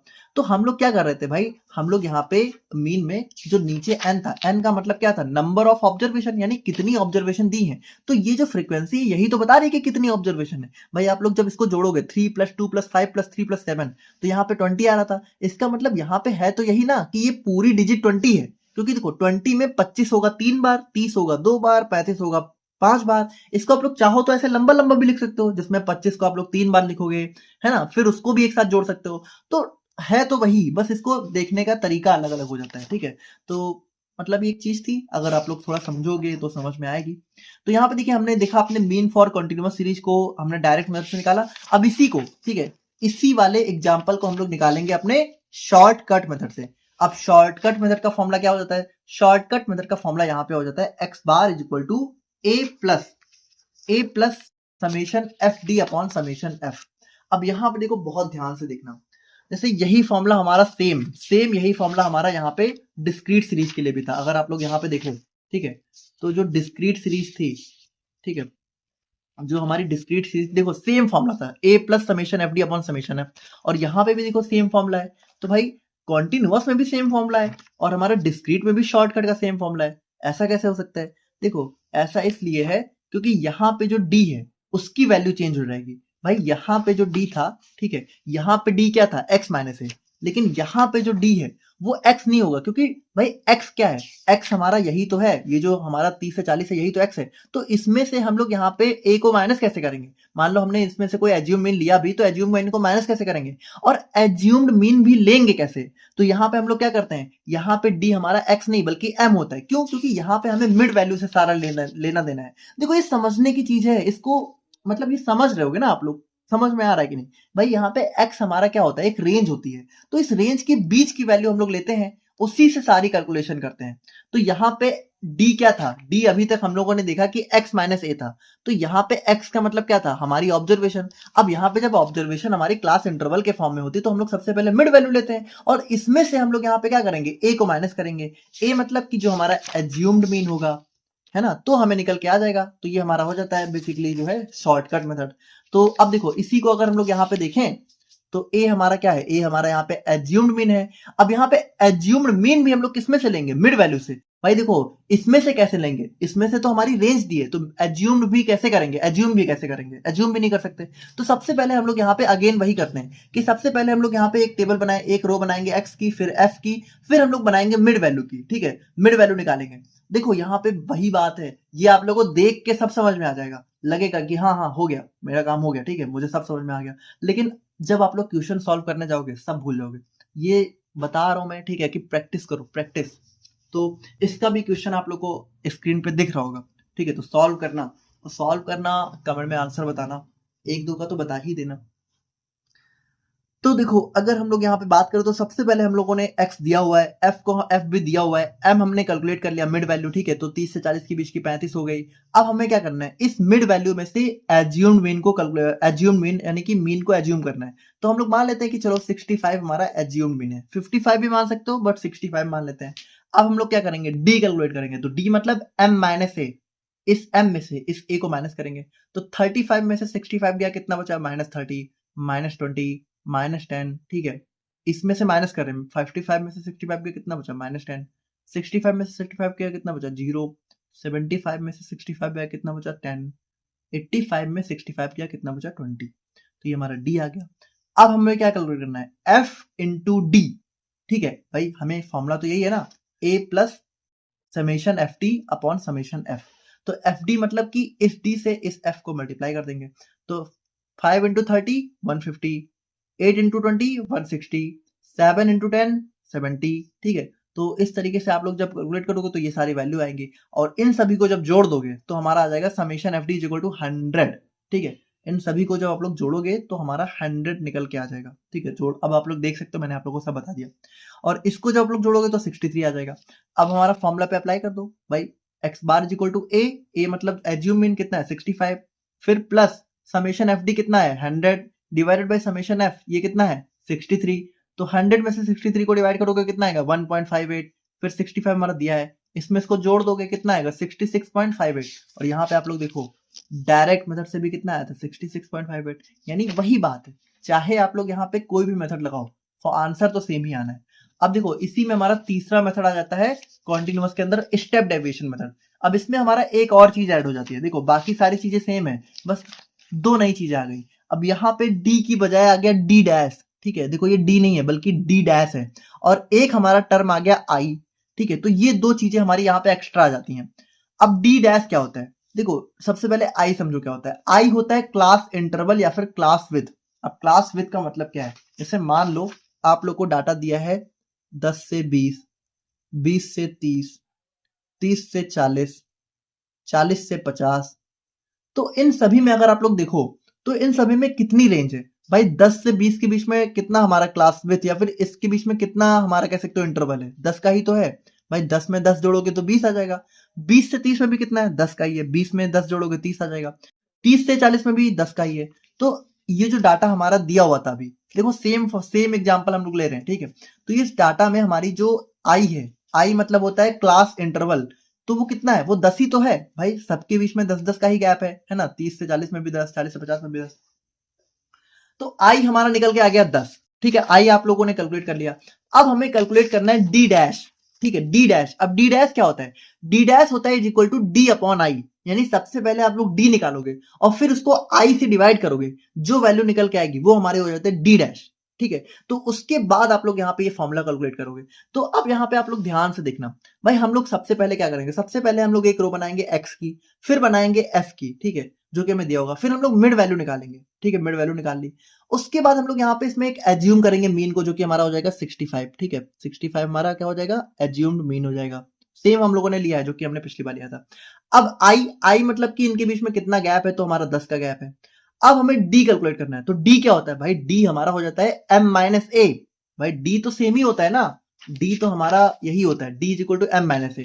तो m माइनस ए करेंगे तो कितना हो जाएगा भाई, हम लोगों ने कल कर ही लिया था, 35 में से 65 को घटाओ -30 आएगा, ठीक है। तो इस तरीके से आपका डी आ जाएगा। अब हमें डी नहीं चाहिए भाई, यहाँ पे स्टेप डेविएशन में हमें डी नहीं चाहिए, डी डैश चाहिए। और डी डैश क्या होता है, d dash is equal to d upon i. तो हम लोग क्या करेंगे, अब ये जो डी निकाला है इसको हम लोग यहाँ पे आई से डिवाइड करेंगे, यानी 10 से डिवाइड करेंगे। तो भाई 30 डिवाइडेड बाई 10 कितना आ जाएगा, -3। -20 डिवाइडेड बाई 10 -2, -10 डिवाइडेड बाई 10 -1, फिर यहाँ पे 10 डिवाइडेड बाई 0 0, ठीक है। फिर यहाँ पे 10 डिवाइडेड बाई 10 कितना आ जाएगा 1, और फिर हमारा 10 डिवाइडेड बाई 20 डिवाइडेड बाई 10 कितना आ जाएगा हमारा 2 आ जाएगा, ठीक है। तो यहाँ पे देखो ये हमें मिल गई डी डैश की वैल्यू। अब हमें क्या कैलकुलेट करना है, अब हमें कैलकुलेट करना है एफ डी डैश, क्योंकि देखो हमें चाहिए समेशन एफ डी डैश, यानी पहले आप लोग एफ को डी डैश से मल्टीप्लाई करो और फिर जो भी वैल्यूज निकल के आए उन सभी को जोड़ो, तब आप लोगों को मिलेगा समेशन एफ डी डैश। तो भाई देखिए एफ डी डैश का मतलब है एफ को डी डैश से आप लोग को मल्टीप्लाई करना है। तो 5 त्याई 15, ठीक है, 5 3 जा 15, ठीक है, 5 थर्ड 15, तो 5 को 3 से मल्टीप्लाई करोगे तो कितना आएगा 15, 8 इंटू 2 16, 7 इंटू 1 -7, ठीक है क्योंकि माइनस में, 12 इंटू 0 0, 14 इंटू 1 14, 17 इंटू 2 34। तो यहाँ पे देखिए हमने क्या किया, एफ को डी डैश से मल्टीप्लाई किया, ये सारी वैल्यू मिली। अब इन सभी को जोड़ दो, कितना आएगा 10 आएगा, ठीक है। इन सभी को आप लोग जोड़ के देख लेना 10 आएगा। अब आप लोगों को क्या करना है, अब आप लोग को वैल्यू मिल गई, एफ डी डैश मिल गया, एफ मिल गया, आई मिल गया, ए मिल गया। अब आप लोग को इस वाले फॉर्मूले में रख देना है। तो फॉर्मूला क्या है, x bar is equal to A plus sigma summation F D dash upon summation F into I. तो समेशन एफ डी डैश कितना है 10, ए कितना है 65, उसके बाद हमारा क्या है एफ कितना है, समेशन एफ कितना है 63 और इंटू आई कितना है 10। तो आप लोग करोगे तो कितना आ जाएगा 65 प्लस, देखो 10 इंटू 100 डिवाइडेड बाई 63, तो कितना आ जाएगा 65 प्लस 100 डिवाइडेड बाई 63 ना 1.58, और कितना आ जाएगा 66.58। सेम देखो भाई यही तो हमारा शॉर्टकट मेथड से भी आया था, यही तो हमारा यहाँ पे डायरेक्ट मेथड से भी आया था। यानी यहाँ पे देखिए हमारा चाहे आप लोग कोई भी मेथड लगाओ, शॉर्टकट लगाओ, स्टेप डेविएशन लगाओ, ठीक है, हमारा जो है आंसर तो सेम ही आएगा। तो यहाँ पे देखिए, यहाँ पे हमने देखा अपने अरिथमेटिक मीन को अपने जो है इंडिविजुअल, डिस्क्रीट और कॉन्टिन्यूअस सीरीज के लिए। आई होप कि आप लोगों को समझ में आ गया होगा, सभी का हमने एग्जांपल भी देखा। बाकी आप लोग यहाँ पे क्वेश्चन जरूर सॉल्व करिए, ठीक है, उसी से भला हो पाएगा। तो यहाँ पे देखो एक बार हम लोग फिर से रिवाइज कर लेते हैं। देखो मीन को निकालने के हमारे यहाँ पे मीन हम लोग यहाँ पे 3 तरह से निकाल सकते हैं, इंडिविजुअल, डिस्क्रीट और कॉन्टिन्यूअस सीरीज के लिए, ठीक है। अब इंडिविजुअल सीरीज में हमारे 2 मेथड होते हैं, डायरेक्ट और शॉर्टकट। डिस्क्रीट में भी हमारे 2 मेथड होते हैं, डायरेक्ट और शॉर्टकट। कॉन्टिन्यूअस में हमारे 3 मेथड होते हैं, डायरेक्ट, शॉर्टकट और स्टेप डेविएशन। अब इंडिविजुअल के लिए बहुत सिंपल होता है, हम लोग क्या करते हैं इंडिविजुअल के लिए, हमारा यहाँ पे बेसिकली कुछ नहीं, हमारा डायरेक्ट होता है समेशन एक्स अपॉन एन, ठीक है। एक्स हमारा क्या होता है नंबर ऑफ ऑब्जर्वेशन, एन हमारा नंबर ऑफ ऑब्जर्वेशन होता है, और समेशन एक्स मतलब एक्स जो भी वैल्यू दी उनको जोड़ दो। फिर हमारा शॉर्टकट मेथड का फॉर्मूला होता है A plus summation D upon N, ठीक है। उसके बाद हमारा यहाँ पे अगर डिस्क्रीट सीरीज की बात करें तो डिस्क्रीट सीरीज में हमारा जो है डायरेक्ट मेथड का फॉर्मूला हो जाता है summation F x upon summation F, और शॉर्टकट मेथड का हो जाता है A plus summation F D upon summation F. और वहीं पे अगर हम लोग यहाँ पे कॉन्टिन्यूअस सीरीज के लिए बात करें तो डायरेक्ट फॉर्मूला हो जाता है f m upon summation f, f m हमारी मिड वैल्यू हो जाती है, और शॉर्टकट मेथड का फॉर्मूला हो जाता है A plus summation F D upon summation F. लेकिन यहाँ पे जो डी है, डी हमारा हो जाता है एम माइनस ए, जनरली डी होता है एक्स माइनस ए, यहाँ पे हो जाता है एम माइनस ए। और अगर हम लोग यहाँ पे देखें अपने स्टेप डेविएशन के लिए तो यहाँ पे हो जाता है A plus summation F D dash upon summation F, जहाँ पे डी डैश का मतलब हो जाता है डी अपॉन आई, और आई हमारा हो जाता है क्लास इंटरवल, यानी कितना हमारा गैप है इसके बीच में। तो ये हमारा हो जाता है सिंपल सा अरिथमेटिक मीन। आई होप कि आप लोग समझ गए होंगे। बाकी अब हम लोग यहाँ पे बात करते हैं अपने वेट मीन के बारे में। अब ये सब छोटे छोटे टर्म है, इनको जल्दी से हम लोग यहाँ पे देख लेंगे। अब देखो बात करें हम लोग यहाँ पे वेटेड मीन के बारे में, तो वेटेड मीन क्या होता है, देखो इसमें हम लोग यहाँ पे डायरेक्ट ना एग्जांपल से देखते हैं। देखो वेटेड मीन में क्या होता है, सिंपल सा होता है कि हमें एक्स की वैल्यू तो दी ही होती है, ठीक है, लेकिन उसके साथ साथ ना हमें यहाँ पे एक वेट की वैल्यू दी होती है, ठीक है। अब वेट का मतलब क्या होता है, देखो उसको थोड़ा ध्यान समझना। देखो वेट का मतलब होता है इंपॉर्टेंस है, जैसे जितना ज्यादा वेट होगा उतना ज्यादा इंपॉर्टेंस होगा। जैसे एग्जाम्पल के लिए मान लो मैथ हमारा एक सब्जेक्ट है, ठीक है, और एक सब्जेक्ट मान लो इंग्लिश है, एक मान लो हिंदी है। तो जनरली क्या होता है, माना जाता है कि जो मैथ है वो थोड़ी ज्यादा टफ होती है, इंग्लिश भी होती है, और हिंदी थोड़ी इजी मानी जाती है, ठीक है। तो अब जैसे मान लो कि मैथ है, तो मैथ को वेट दिया गया है 5 का मतलब कि भाई मैथ की वैल्यू थोड़ा ज्यादा है। अगर किसी के बच्चे के मैथ में बहुत ज्यादा मार्क्स आ रहे हैं, इसका मतलब वो बहुत ब्रिलियंट है। देखो यहाँ पे जस्ट एक एग्जांपल है, आप ये मत कहने लग जाना अरे सर हिंदी तो मतलब जो भी, ठीक है। अब अगर मान लो इंग्लिश है, तो इंग्लिश का वेट मान लो 3 है, यानी कि इंग्लिश में भी चलो अगर किसी के नंबर ज्यादा आते हैं तो उसका वेटेज 3 है, लेकिन मैथ से कम है ना। और हिंदी में मान लो यहाँ पे वेट हमारा 2 दिया गया है। तो अब इस चीज़ को ना थोड़ा समझना आप लोग कि यहाँ पे कहने का क्या मतलब है।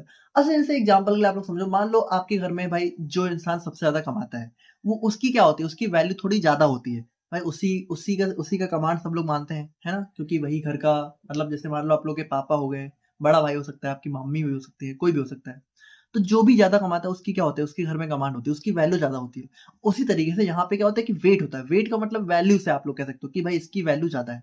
तो यहाँ पे इसका फ़ॉर्मूला क्या होता है? इसका फ़ॉर्मूला हमारा आ जाता है summation WX upon summation W। तो WX मतलब क्या होगा कि सबसे पहले W को हम लोग X से मल्टीप्लाई करेंगे, जो भी वैल्यूज़ निकल के आएँगी उनको हम लोग यहाँ पे जोड़ेंगे, उसको ऊपर रखेंगे और उसके बाद जो W दिया है इन सभी को जोड़ के उसको हम लोग यहाँ पे डिवाइड कर देंगे। फिर हमें सिंपल सा हमारा हमारा वेटेड मीन की वैल्यू मिल जाएगी। तो ये हमारा डायरेक्ट मेथड का फॉर्मूला हो गया और शॉर्टकट मेथड का फॉर्मूला हमारा यहाँ पे a plus summation WD upon W हो जाता है। देखो एग्जांपल समझते हैं, जैसे इसी को देखते हैं। जैसे मान लो ये दिया हुआ है, तो सबसे पहले हम लोग क्या करेंगे, सबसे पहले एक रो हम लोग बनाएंगे अपनी जो है, एक रो बनाएंगे हम लोग यहाँ पे अपनी x की, ठीक है। दूसरी रो हम लोग बनाएंगे वेट की। तो भाई देखिए x मतलब हमारा जो मार्क्स है, जैसे मान लो हमारा कोई बच्चा है, मान लो उसके मैथ में 70 मार्क्स 70 मार्क्स आए हैं, इंग्लिश में 80, हिंदी में 90, ठीक है। तो 70 80 90। अब मैथ वाले को कितना वेटेज मिला है 5, इंग्लिश को 3 और हमारा हिंदी को 2, ठीक है। तो अब हम लोग क्या करेंगे, इन दोनों को मल्टीप्लाई कर देंगे तो कितना आएगा 70 इंटू 5 इक्वल टू 350, हमारा ये सब आ जाएगा। अब समेशन WX की वैल्यू कितनी आ जाएगी, इन सभी को जोड़ोगे तो आ जाएगा 770 और इन तीनों को जोड़ोगे तो आ जाएगा 10। अब जब आप लोग यहाँ पे x बार यानी कि सब वेटेड मीन निकालोगे तो कितना आ जाएगा भाई, इसको ऊपर रखोगे इसको नीचे रखोगे, 770 ऊपर हो गया, 10 हमारा नीचे आ गया 77। यानी यहाँ पे देखो वेटेड मीन क्या बता रहा है, वेटेड मीन बता रहा है कि जो इस बच्चे की जो एवरेज परफॉर्मेंस है वो यहाँ पे कितनी है 77। अब इसको बहुत ध्यान समझना। देखो यहाँ पे एक नॉर्मल अगर आप लोग यहाँ पे डाटा देखो तो नॉर्मल डाटा देखने पे क्या लग रहा है कि ठीक है, इस बच्चे के एक सब्जेक्ट में मान लो कम मार्क्स आए हैं, लेकिन बाकी में देखो 90 भी आए, किसी में 80 भी आए, यानी ये बच्चा थोड़ा अच्छा है। लेकिन जब आपने वेटेड मीन निकाला तो कितना निकल के आया 77। तो अब अगर आप लोग यहाँ पे मान लो इसी का नॉर्मल मीन निकालो, देखो थोड़ा समझना आप लोग, इसी का अगर आप लोग नॉर्मल मीन निकालो, नॉर्मल मीन का फॉर्मूला क्या होता है summation x upon n। Summation x का मतलब क्या हो गया कि आप लोग यहाँ पे इन तीनों को जोड़ दोगे 70 plus 80 plus 90 divided by total number of observation. तो कितने 3 सब्जेक्ट है तो 3 से डिवाइड कर दो। तो जब आप लोग करोगे तो आप लोग को निकल के आएगा 80। यानी देखो इसमें नॉर्मल मीन की वैल्यू यानी अरिथमेटिक मीन की वैल्यू निकल के आ रही है 80, जबकि वेटेड मीन की वैल्यू निकल के आ रही है 77। तो यहाँ पे देखो क्या बता रहा है कि अगर नॉर्मली आप लोग देखोगे तो आप लोगों को लगेगा कि इस बच्चे के मार्क्स थोड़े ज्यादा ही हैं, लेकिन जब आप लोग वेट के अकॉर्डिंग देखो, जैसे 90 मार्क्स इसमें इस बच्चे के सबसे ज्यादा आए है ना किसी सब्जेक्ट में, लेकिन उस सब्जेक्ट की वेटेज क्या है सबसे कम है। समझ रहे हो, मतलब जिस सब्जेक्ट में इसके सबसे ज्यादा मार्क्स आए हैं उसकी वेटेज बहुत कम है। यानी आप ये समझो कि भले एक सब्जेक्ट में इसके 90 मार्क्स आए हैं, लेकिन उस सब्जेक्ट में 90 मार्क्स लाना कोई बहुत बड़ी बात नहीं है। लेकिन अगर वहीं पे बात करें जो हमारा मैथ है जिसमें वेट हमारा 5 है, तो इसमें इसके 70 मार्क्स ही आए हैं क्योंकि ये सब्जेक्ट हमारा टफ है, ठीक है। अब अगर जस्ट उल्टा होता, मान लो ये जो हिंदी है या फिर जिसका वेट हमारा 2 है इसमें हमारे 70 आते हैं, और ये जो हमारा मैथ है जिसका वेट हमारा 5 है इसमें अगर 90 आते हैं, तो यहाँ पे देखो अगर हम लोग सेम यही कर दें, बस इन दोनों को उल्टा कर दें, तो यहाँ पे वैल्यू क्या आ जाएगी भाई, अगर यहाँ पे हम लोग 90 रख दें तो 90 इंटू 5 हो जाएगा 450, और इसको हम लोग सेम ही रखते हैं तो ये हमारा 240 हो गया। और यहाँ पे हम लोग क्या करते हैं, यहाँ पे हम लोग 70 रख देते हैं, 70 इंटू 2 कितना हो गया 180 हो गया, ठीक है। 140 हो गया, 70 इंटू 2 140 हो गया। तो अब अगर हम लोग यहाँ पे इसका वेटेड मीन निकालते हैं तो यहाँ पे वैल्यू कितनी आ जाती, हमारा 83 आ जाता। तो 83 का मतलब क्या होता, देखो अरिथमेटिक मीन तो इसका 80 ही रहेगा, है ना। लेकिन अगर हम लोग यहाँ पे नंबर्स को चेंज कर दें तो देखो नंबर्स को ऊपर नीचे करने पे भाई 70 को आप लोग ऊपर कर दो नीचे कर दो, अरिथमेटिक मीन को उससे कोई लेना देना नहीं है, उसका आंसर तो 80 आएगा। लेकिन अगर आपने यहाँ पे वेटेड मीन निकालना, अगर इसको चेंज करके, तो वैल्यू कितनी आ जाएगी 83।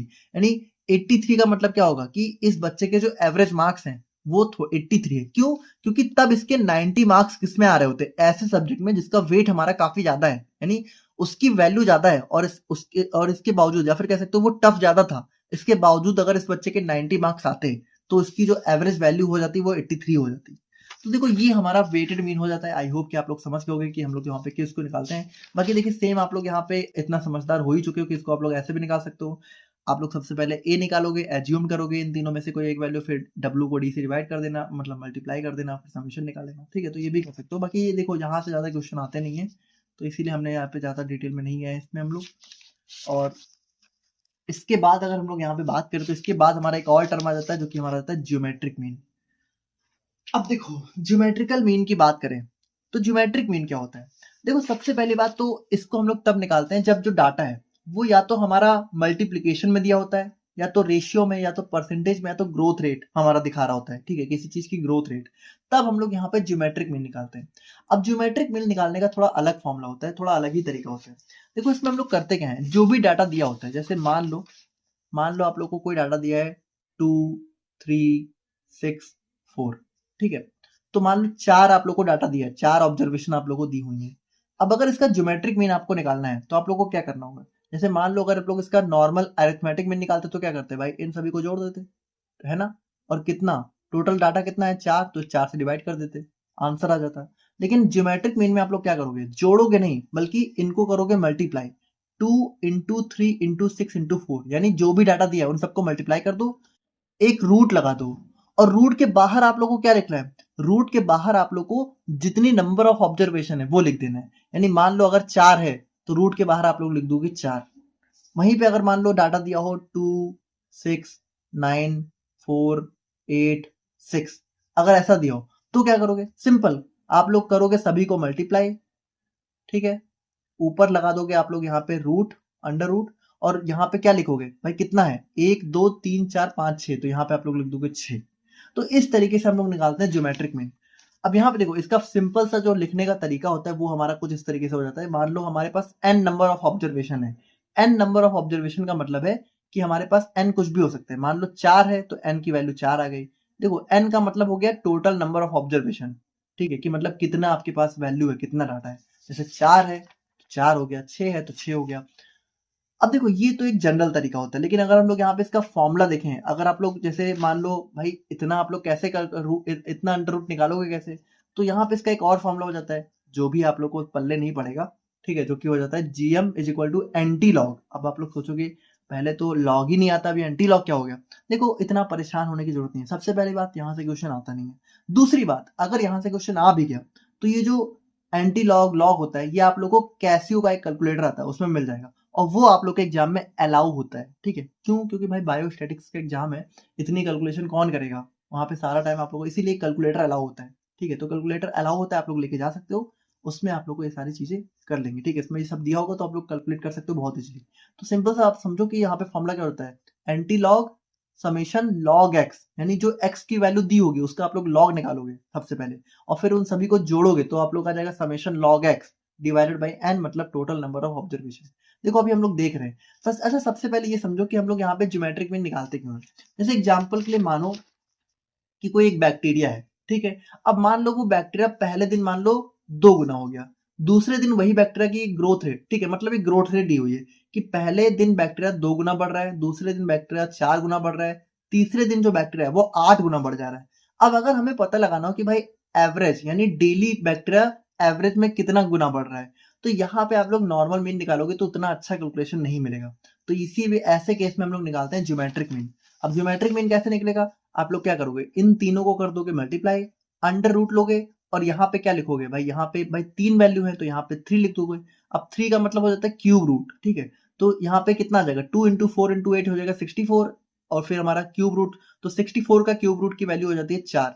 यानी हमें क्या मिला, हमें ये पता चला कि जो बैक्टीरिया है वो एवरेज ऑन अ डे 4 गुना बढ़ रहा है, ठीक है। अगर किसी दिन 2 गुना, किसी दिन 4 गुना, किसी दिन 8 गुना, भाई यहाँ पे देखो ग्रोथ फिक्स नहीं है, पहले दिन 2 गुना हो गया, दूसरे दिन 4 गुना हो गया, तीसरे दिन 8 गुना हो गया।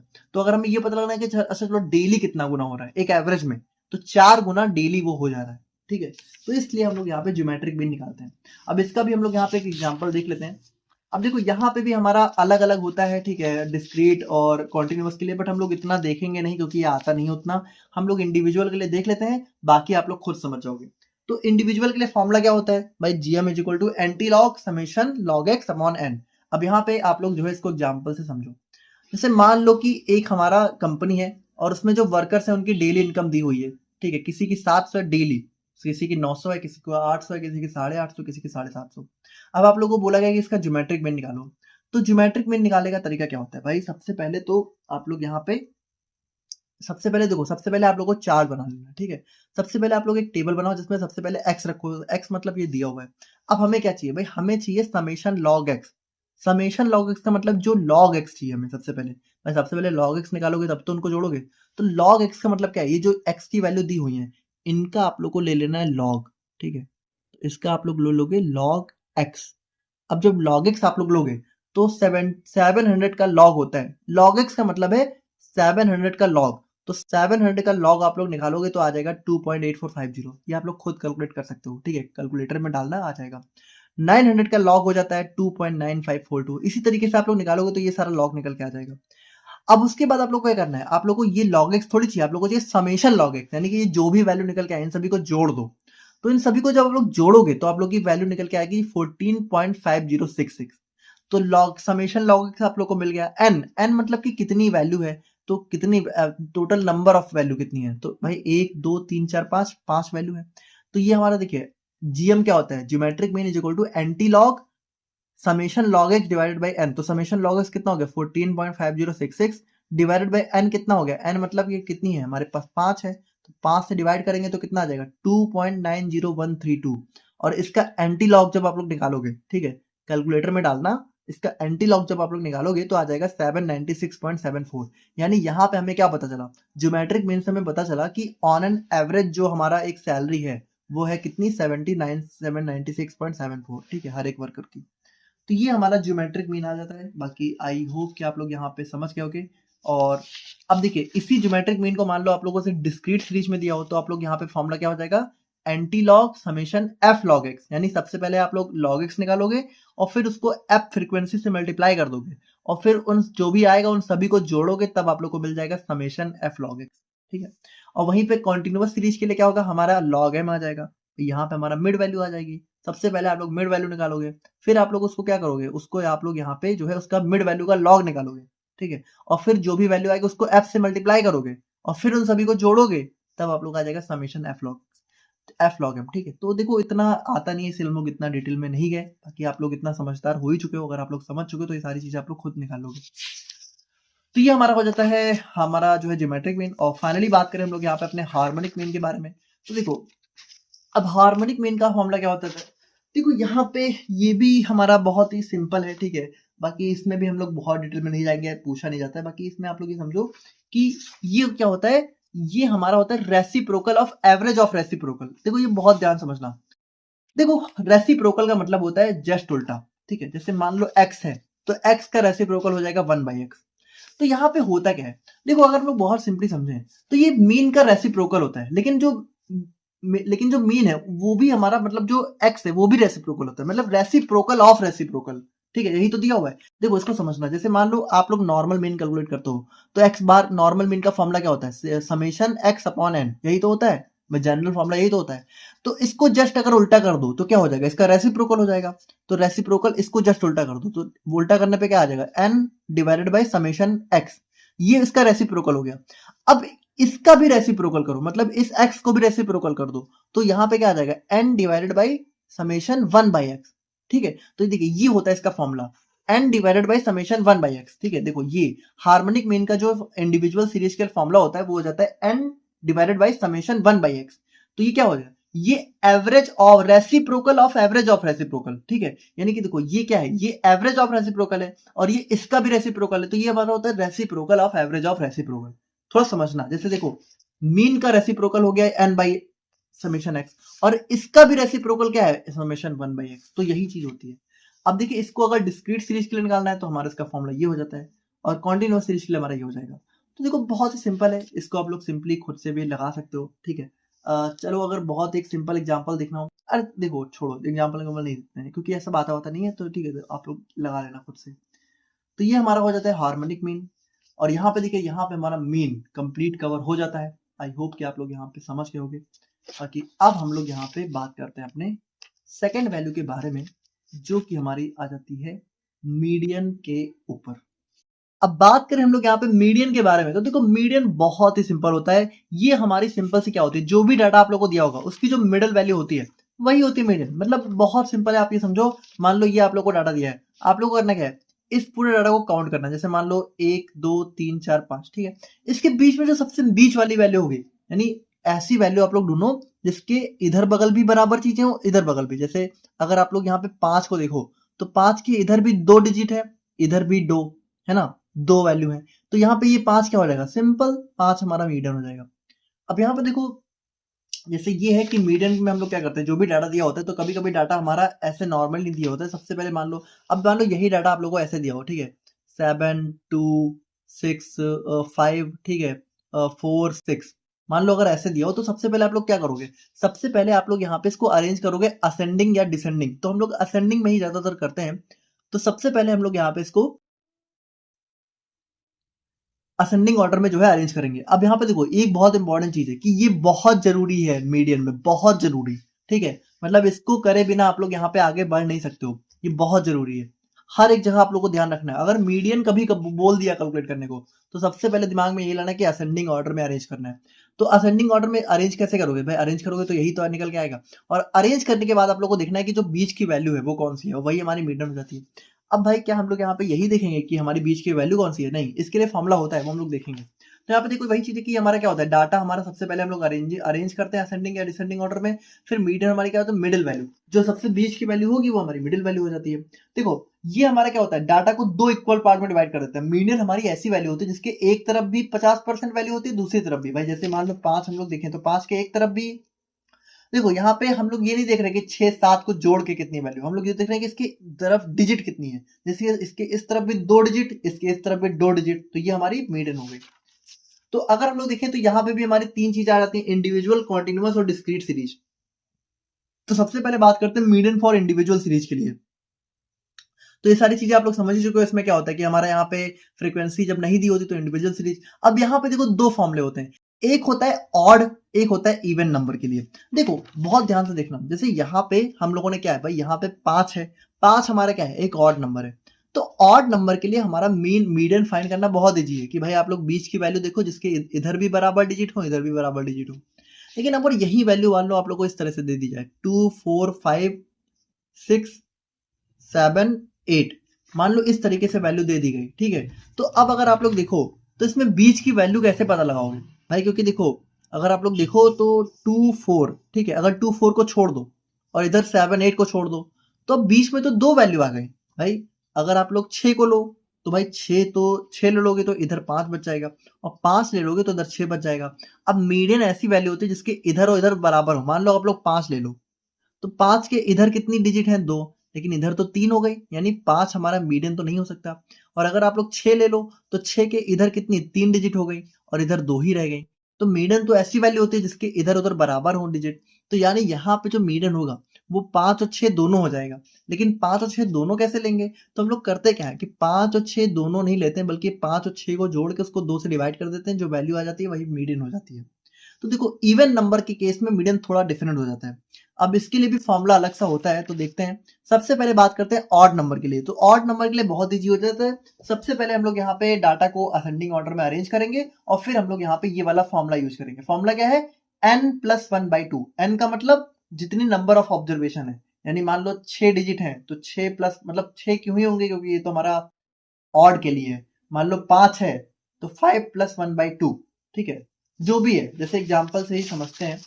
तो मान लो आप लोगों से जो है पूछा गया कि आप लोग जो है मीडियन कैलकुलेट करिए 5 फीमेल पेशेंट का जिनके हीमोग्लोबिन परसेंटेज की वैल्यू हमारी ये सारी दी हुई है।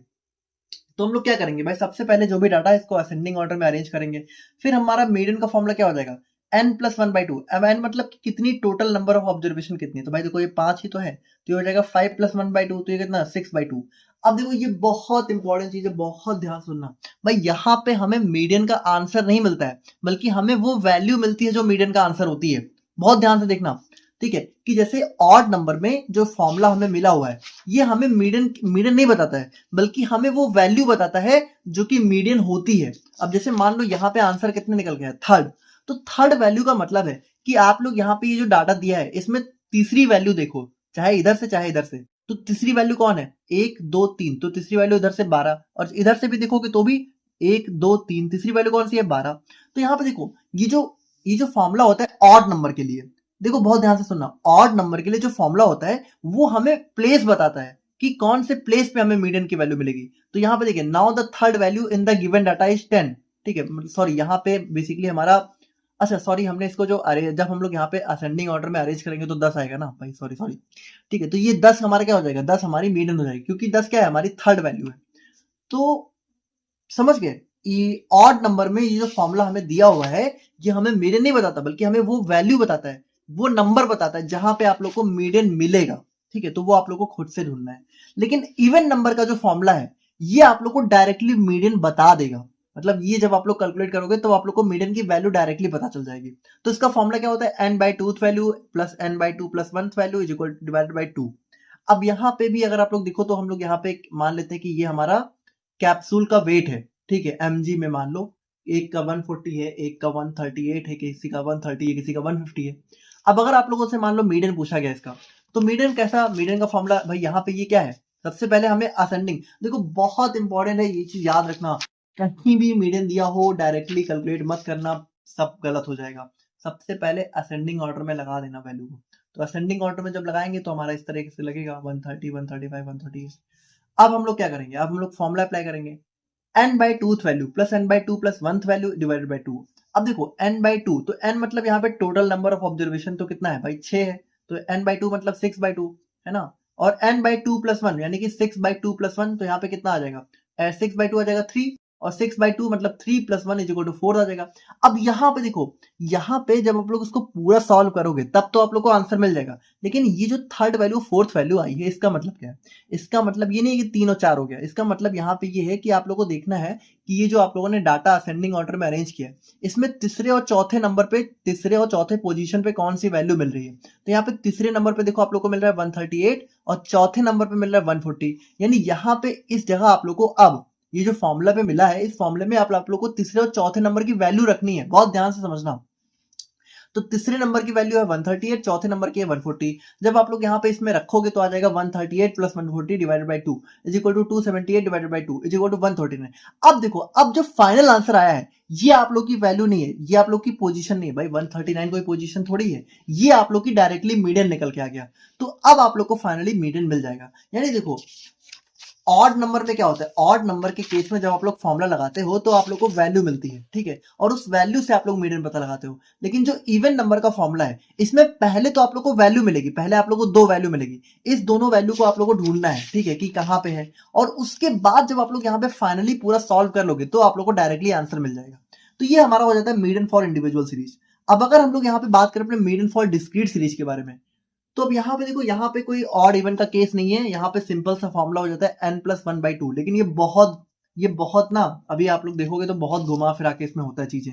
तो देखो, इसको हम लोग फॉर्मूला नहीं बल्कि डायरेक्टली क्वेश्चन सॉल्व करके समझते हैं। देखो सबसे पहले तो एक चीज समझो कि जो हमारा डिस्क्रीट और कॉन्टिन्यूअस सीरीज है, वहां पे मीडियन कैलकुलेट करने के लिए हमें निकालना पड़ता है क्यूमुलेटिव फ्रीक्वेंसी। और क्यूमुलेटिव फ्रीक्वेंसी को हमने लास्ट वीडियो में देखा था, इसलिए प्लीज आप लोग लास्ट वीडियो थोड़ा सा देख लेना, ठीक है, थोड़ा सा देख लेना। तो अगर आप लोग यहाँ पे देखो, तो अगर मान लो कि हमारा यहाँ पे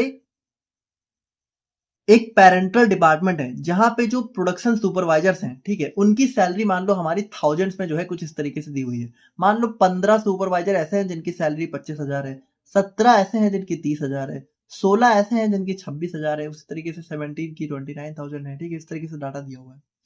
अब अगर आप लोगों को यहाँ पे इसका मीडियन कैलकुलेट करना है, तो भाई देखिए यहाँ पे क्या है भाई, नंबर ऑफ सुपरवाइजर क्या हो गया, फ्रीक्वेंसी हो गया। देखो हर जगह आप लोग को डायरेक्टली ऐसा लिखा नहीं मिलेगा कि ये एक्स है ये एफ है, आप लोग को खुद से दिमाग लगाना है कि भाई 25 हमारा 15 बार रिपीट हो रहा है, इसका मतलब क्या है कि 25 हमारा एक्स है, और ये क्या हो गया, एफ हो गया।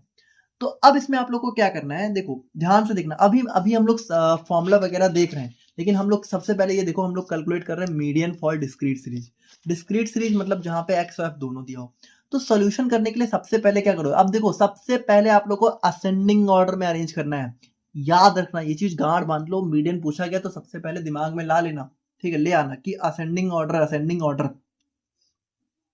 तो ये जो डाटा है अगर आप लोग देखो तो क्या ये असेंडिंग ऑर्डर में दिया हुआ है, तो भाई यहाँ पे अगर आप लोग देखो तो 25 पहले है, चलो ठीक है, लेकिन उसके बाद 30 है, लेकिन उसके बाद 26 आ गया, यानी 26 को पहले आना चाहिए था इससे, और 30 को बाद में आना चाहिए था, यानी असेंडिंग ऑर्डर में नहीं है। तो सबसे पहले हम लोग क्या करेंगे, असेंडिंग ऑर्डर में लगाएंगे। तो हमने सबसे पहले एक्स एक्स मतलब ये जो मंथली सैलरी दी हुई है इसको हमने लिखा और असेंडिंग ऑर्डर में, यानी सबसे पहले 25, फिर 26, फिर 27, 28, 29, 30, 31। अच्छा अब देखो, अब यहाँ पे बहुत सारे लोग गलती कर देंगे। भाई एक्स तो आप लोग असेंडिंग ऑर्डर में लिख दोगे, लेकिन जो एफ है, क्या एफ भी आप लोग असेंडिंग ऑर्डर में लिख दोगे? भाई एफ अगर असेंडिंग ऑर्डर में लिखो तो एफ मतलब क्या हो जाएगा, सबसे पहले 15, फिर यहाँ पे आ जाएगा 16, फिर 17, फिर 18, है ना, फिर ऐसे 17। लेकिन एफ आप लोग को ऐसा नहीं करना है, बहुत ये गलती मत करना, ठीक है। असेंडिंग ऑर्डर में आप लोग को सिर्फ एक्स की वैल्यू लिखनी है। एफ आप लोग को क्या करना है, एफ आप लोग को असेंडिंग ऑर्डर में भी नहीं लिखना है और ऐसे भी नहीं उतार लेना है, मतलब एज इट इज भी नहीं उतार लेना है, बल्कि एफ आप लोग को वही देखना है कि जिस वैल्यू के आगे जो एफ है वही आप लोग को रखना है। भाई एक बात बताओ, मान लो यहाँ पे आप लोगों ने लिखा कि 25 पहले लिखा, ठीक है, तो इसकी फ्रीक्वेंसी कितनी थी, 15 थी, चलो ठीक है। लेकिन उसके बाद आपने क्या लिखा, उसके बाद आपने 26 लिखा। लेकिन अब अगर 26 आपने यहाँ पे लिखा, असेंडिंग ऑर्डर में अरेंज किया, चलो बहुत अच्छी बात है। लेकिन अब अगर एफ को आप लोग यहाँ पे जो है, यहाँ पे क्या लिखा हुआ है, एफ 15 के बाद तो 17 लिखा है। अगर आपने यहाँ पे एज इट इज उतार दिया तो क्या हो जाएगा, भाई 26 की फ्रीक्वेंसी यहाँ पे 17 हो जाएगी, लेकिन यहाँ पे तो 26 की फ्रीक्वेंसी 16 दी हुई है, तो ये तो पूरा क्वेश्चन ही गलत हो जाएगा। यानी देखो यहाँ पे बहुत ध्यान आप लोगों को रखना है कि एक्स को आप लोगों को लगाना है असेंडिंग ऑर्डर में और एफ आप लोग को उसी एक्स की वैल्यू लिखनी है ध्यान से देखकर। जैसे मान लो एक्स अगर 26 है तो यहाँ पे आप लोग को देखना है कि 26 में फ्रीक्वेंसी कितनी है, 16, तो आप लोग को 16 ही लिखना है। जैसे फिर अगर आपने 27 लिखा है तो 27 में फ्रीक्वेंसी कितनी है, 18, तो आप लोग को 18 ही लिखना है, ठीक है। तो ये बहुत ध्यान रखना, यहाँ पे सारे लोग गलती कर देंगे और पूरा क्वेश्चन गलत हो जाएगा। अब देखो यहाँ पे ये भी है ना कि बहुत क्वेश्चन तो नहीं आते हैं, लेकिन फिर भी मान लो आ गया और आपने गलत कर दिया तो पूरा मार्क्स कट हो जाएगा। भाई बायो स्टेटिस्टिक्स में आप लोग को स्टेप स्टेप के नंबर में भी मिल भी सकते हैं, डिपेंड करता है टीचर्स पे, लेकिन अगर आपने ये कैलकुलेशन गलत कर दी तो पूरा बेड़ा गर्क हो जाएगा, तो थोड़ा ध्यान रखना, ठीक है। अगर हम लोग यहाँ पे देखें तो देखिए हमें क्या चाहिए, अब हमें चाहिए यहाँ पे, हमारा फॉर्मूला क्या है, हमारा फॉर्मूला है n+1/2 वैल्यू, ठीक है। अब यहाँ पे ध्यान से देखो, देखो सबसे पहली बात जो n है ये क्या है, ये हमारा हो जाता है समेशन f, ठीक है। क्योंकि भाई f क्या होता है, फ्रीक्वेंसी होती है, हमने देखा ही है कि फ्रीक्वेंसी अगर दी होती है तो n हम लोग कैसे कैलकुलेट करते हैं, f को जोड़ के, तो summation f is equal to 122, है ना, क्योंकि यहाँ पे इसका मतलब क्या है कि टोटल नंबर ऑफ ऑब्जर्वेशन कितनी है, 122, यानी टोटल हमारे जो सुपरवाइजर हैं वो यहाँ पे कितने हैं, 122 है ना। भाई देखो नंबर ऑफ सुपरवाइजर क्या है कि जिनको सैलरी हमारी मिल रही है, ठीक है। तो यहाँ पे बेसिकली कहने का मतलब क्या है कि ये जो सैलरी है ये कितनी बार लिखी हुई है, तो ये टोटल हमारी 122 टाइम्स लिखी हुई है सारी मिला के। तो n की वैल्यू कितनी आ गई, 122। अब हम लोग क्या करेंगे, हम लोग यहाँ पे निकालेंगे हमारा n हमारा कितना आ गया, 122। मीडियन हमारा क्या दिया हुआ है, n+1/2, यानी 122 + 1/2 is equal to 123/2 is equal to 61.5। बहुत ध्यान से सुनना, बहुत ध्यान से, ये मीडियन नहीं है आप लोग का, ठीक है। देखो यहाँ पे बहुत ध्यान से देखना, यहाँ पे ना बहुत थोड़ा सा है घुमाने फिराने वाला सिस्टम। भाई देखो जो डिस्क्रीट सीरीज है, ठीक है, डिस्क्रीट सीरीज, इसमें जब हम लोग मीडियन कैलकुलेट करते हैं, ठीक है, तो हमारा क्या होता है, हमारे x भी दिया होता है, f भी दिया होता है। देखो सबसे पहले तो हम लोग क्या करते हैं, सबसे पहले हम लोग निकालते हैं अपने कम्युलेटिव फ्रीक्वेंसी की वैल्यू, ठीक है, चलो अच्छी बात है। उसके बाद हम लोग फॉर्मूला अप्लाई करते हैं मीडियन, ध्यान से देखना बहुत ध्यान से, मीडियन इज इक्वल टू हमारा यहाँ पे n+1/2। अब यहाँ पे जो n होता है ये क्या होता है, ये होता है समेशन f, यानी बेसिकली हम लोग कह सकते हैं कि फॉर्मूला लिखा हुआ है समेशन f+1/2। अब समेशन f की वैल्यू मान लो, चलो हम लोगों ने यहाँ पे निकाली तो कितनी निकल गया, 122। तो हम लोग अगर यहाँ पे फॉर्मूला लिखाएं तो 122 + 1/2 is equal to 123/2 is equal to हमारा 61.5। लेकिन ये मीडियन नहीं है, ये मीडियन नहीं है, ठीक है। ये जो 61.5 निकल के आया है ये मीडियन नहीं है, तो भाई मीडियन नहीं है तो हम लोगों ने इतनी देर से किया क्यों, इसको कैलकुलेट क्यों किया, क्योंकि अब यहां से हमें मीडियन पता चलेगा। कैसे पता चलेगा, देखो अब आप लोग यहाँ पे जाओ, भाई आपने कम्युलेटिव फ्रीक्वेंसी निकाली थी ना, क्यों निकाली थी, अभी तक तो इसका यूज हुआ नहीं इसलिए निकाली थी।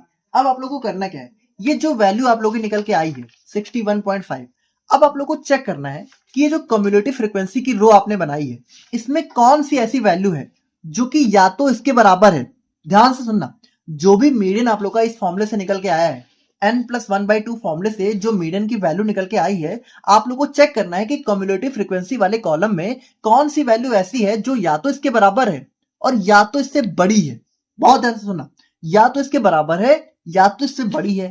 तो अगर आप लोग यहाँ पे इस कॉलम में देखो तो भाई इसके बराबर तो कोई वैल्यू नहीं है, 61.5 के बराबर तो कोई वैल्यू नहीं है, लेकिन कौन सी वैल्यू इसके जस्ट बड़ी है? देखो इससे जस्ट बड़ी होनी चाहिए, ये नहीं कि इससे जैसे अब अगर आप लोग देखो तो 15 भाई ये तो इससे छोटा है, 31 ये भी इससे छोटा है, 49 ये भी इससे छोटा है, 69 क्या हमारा 61.5 से बड़ा है? भाई बड़ा है, सिंपल सी बात है। 86 क्या ये भी बड़ा है? हाँ ये भी बड़ा है। लेकिन अगर हमें कोई ऐसी वैल्यू मिल गई जो कि इससे जस्ट बड़ी है तो हम लोग इससे बाद वाली पे नहीं जाएंगे, यानी यहाँ पे हमें हमें क्या देखना है, तो कम्युलेटिव फ्रीक्वेंसी वाले कॉलम में हमें दिखा कि 69 हमारी वो वैल्यू है जो कि इससे जस्ट बड़ी है। अब आप लोगों को क्या चेक करना है, अब आप लोग को चेक करना है कि 69 के जस्ट सामने कौन सी x की वैल्यू है। तो भाई 69 के जस्ट सामने हमें दिख रहा है कि 28 है, तो यहाँ पे भी आप लोग देख सकते हो। अच्छा यहाँ पे क्या ही देखोगे, 69 के जस्ट सामने हमें क्या दिख रहा है, 28 है, तो 28 हमारा यहाँ पे हो जाएगा मीडियन। तो अब आप लोग यहाँ पे समझो, तो यहाँ पे देखो ये हो जाता है, देखो as we can see 69 is the value of cumulative frequency in above table which is next higher to 61.5, ठीक है, ये 61.5 होगा and 69 1.5, ठीक है, and 28 is the value of x corresponding to 69। भाई देखिए बस हमें क्या देखना है, सबसे पहले तो हमें चेक करना है कि कौन सी वैल्यू है कम्युलेटिव फ्रीक्वेंसी में जो कि यहाँ पे हमारी जो वैल्यू निकल के आई उससे बड़ी है, जस्ट बड़ी है। और फिर हमें चेक करना है कौन सी x की ऐसी वैल्यू जो कि इसके कॉरस्पॉन्डिंग है या फिर इसके सामने है। तो 28 इसके सामने है, ठीक है, तो 28 हमारी इसके कॉरस्पॉन्डिंग है, हेंस 28 विल बी मीडियन है, तो 28 हमारा यहाँ पे मीडियन हो जाएगा। तो समझ के आप लोग इसमें हम लोग क्या करेंगे भाई, इसमें हम लोग सबसे पहले अगर हमारा जो डाटा है वो डिस्क्रीट सीरीज में दिया है और अगर हमें मीडियन कैलकुलेट करना है तो सबसे पहले हम लोग x लिखेंगे। सबसे पहले तो हमें असेंडिंग ऑर्डर में लगाना है, ठीक है, फिर असेंडिंग ऑर्डर में लगाने के बाद हमें ये भी चेक करना है कि फ्रीक्वेंसी हम लोग यहाँ पे ध्यान से लिखें, है ना, जो भी x की वैल्यू उसके सामने जो फ्रीक्वेंसी दी थी वही लिखेंगे, ठीक है। फिर हम लोग यहाँ पे कम्युलेटिव फ्रीक्वेंसी को कैलकुलेट करेंगे। उसके बाद हम लोग क्या करेंगे, उसके बाद हम लोग यहाँ पे इस f को समेशन f कर देंगे, ठीक है। उसके बाद हम लोग यहाँ पे फॉर्मूला लगाएंगे n+1/2, n की जगह हमें ये रखना है, ठीक है, 122, ठीक है। तो जो भी वैल्यू निकल के आएगी उसको हम लोग चेक करेंगे कि कम्युलेटिव फ्रीक्वेंसी के कॉलम में ऐसी कौन सी वैल्यू है जो कि उसके बराबर है या तो उससे जस्ट बड़ी है। तो 69 जस्ट बड़ी है। फिर हम लोग देखेंगे इसके सामने x की कौन सी वैल्यू है, तो 28 इसके सामने x की वैल्यू मिली, तो यही हमारा हो जाएगा मीडियन, ठीक है, सिंपल, क्लियर है। अच्छा ठीक है, अब हम लोग यहाँ पे थोड़ा सा देख लेते हैं अपने लैंग्वेज को। तो यहाँ पे देखो सबसे पहली बात इसको हम लोग तब अप्लाई करते हैं जब x और f दोनों दिया हो, ये इसका फॉर्मूला हो जाता है, n हमारा हो जाता है समेशन f। अब यहाँ पे अगर हम लोग देखें तो इसमें स्टेप्स होते हैं। सबसे पहले डाटा को हम लोग असेंडिंग और डिसेंडिंग ऑर्डर में अरेंज करते हैं, फिर हम लोग कम्युलेटिव फ्रीक्वेंसी को फाइंड करते हैं, फिर हम लोग यहाँ पे फॉर्मूला अप्लाई करते हैं। नाउ उसके बाद हम लोग चेक करते हैं, now look at cumulative frequency column and find the total which is either equal to or next higher to that and determine the value of data corresponding to it that gives the value of median। तो ये हमारा simple सा हो जाता है। I hope कि आप लोग यहाँ पे समझ गए होंगे, ठीक है, आई होप कि आप लोग समझ गए होंगे। बाकी अब हम लोग यहाँ पे बात करते हैं अपने मीडियन फॉर कॉन्टिन्यूअस सीरीज के बारे में। अब देखो, अब यहाँ पे तो भाई यहाँ पे भी आप लोग ध्यान से देखना, यहाँ पे भी सिस्टम थोड़ा सा उल्टा हो जाता है, मतलब यहाँ पे भी बहुत सारा एक कह सकते हो भांगड़ा दिया हुआ है, ठीक है। तो मतलब यहाँ पे भी अगर आप लोग देखो तो बहुत सारा मतलब कंफ्यूजन आप लोग को देखने को मिल जाएगा। तो सबसे पहली बात यहाँ पे भी हमारा जो है, यहाँ पे हम लोग कब अप्लाई करेंगे भाई, जब डाटा हमारा क्लास इंटरवल के फॉर्म में होगा। अब सबसे पहले हम लोग क्या करते हैं, अब देखो यहाँ पे तो अलग ही है, ठीक है। यहाँ पे भी सबसे पहले हम लोग क्या करेंगे, सबसे पहले हम लोग यहाँ पे n/2 की वैल्यू को पता लगाएंगे। मतलब देखो मान लो एग्जांपल से ही समझते हैं, ठीक है, क्या ही समझोगे ऐसे। मान लो ये हमारा जो है दिया हुआ है, ठीक है, ये हमारा दिया हुआ है कि 60 ऐसे बच्चे हैं, ठीक है, मतलब कि हमारा डेली एक्सपेंडिचर मतलब 60 बच्चे हैं जिनका डेली एक्सपेंड दिया हुआ है। जैसे 60 में से 8 ऐसे बच्चे हैं जिनका डेली स्पेंड हमारा 60 से 70 रुपए, 60 में से 10 ऐसे बच्चे जिनका 70 से 80 रुपए, 60 में से 14 ऐसे बच्चे जिनका 100 से लेके 110 रुपए है, ठीक है, 110 रुपए।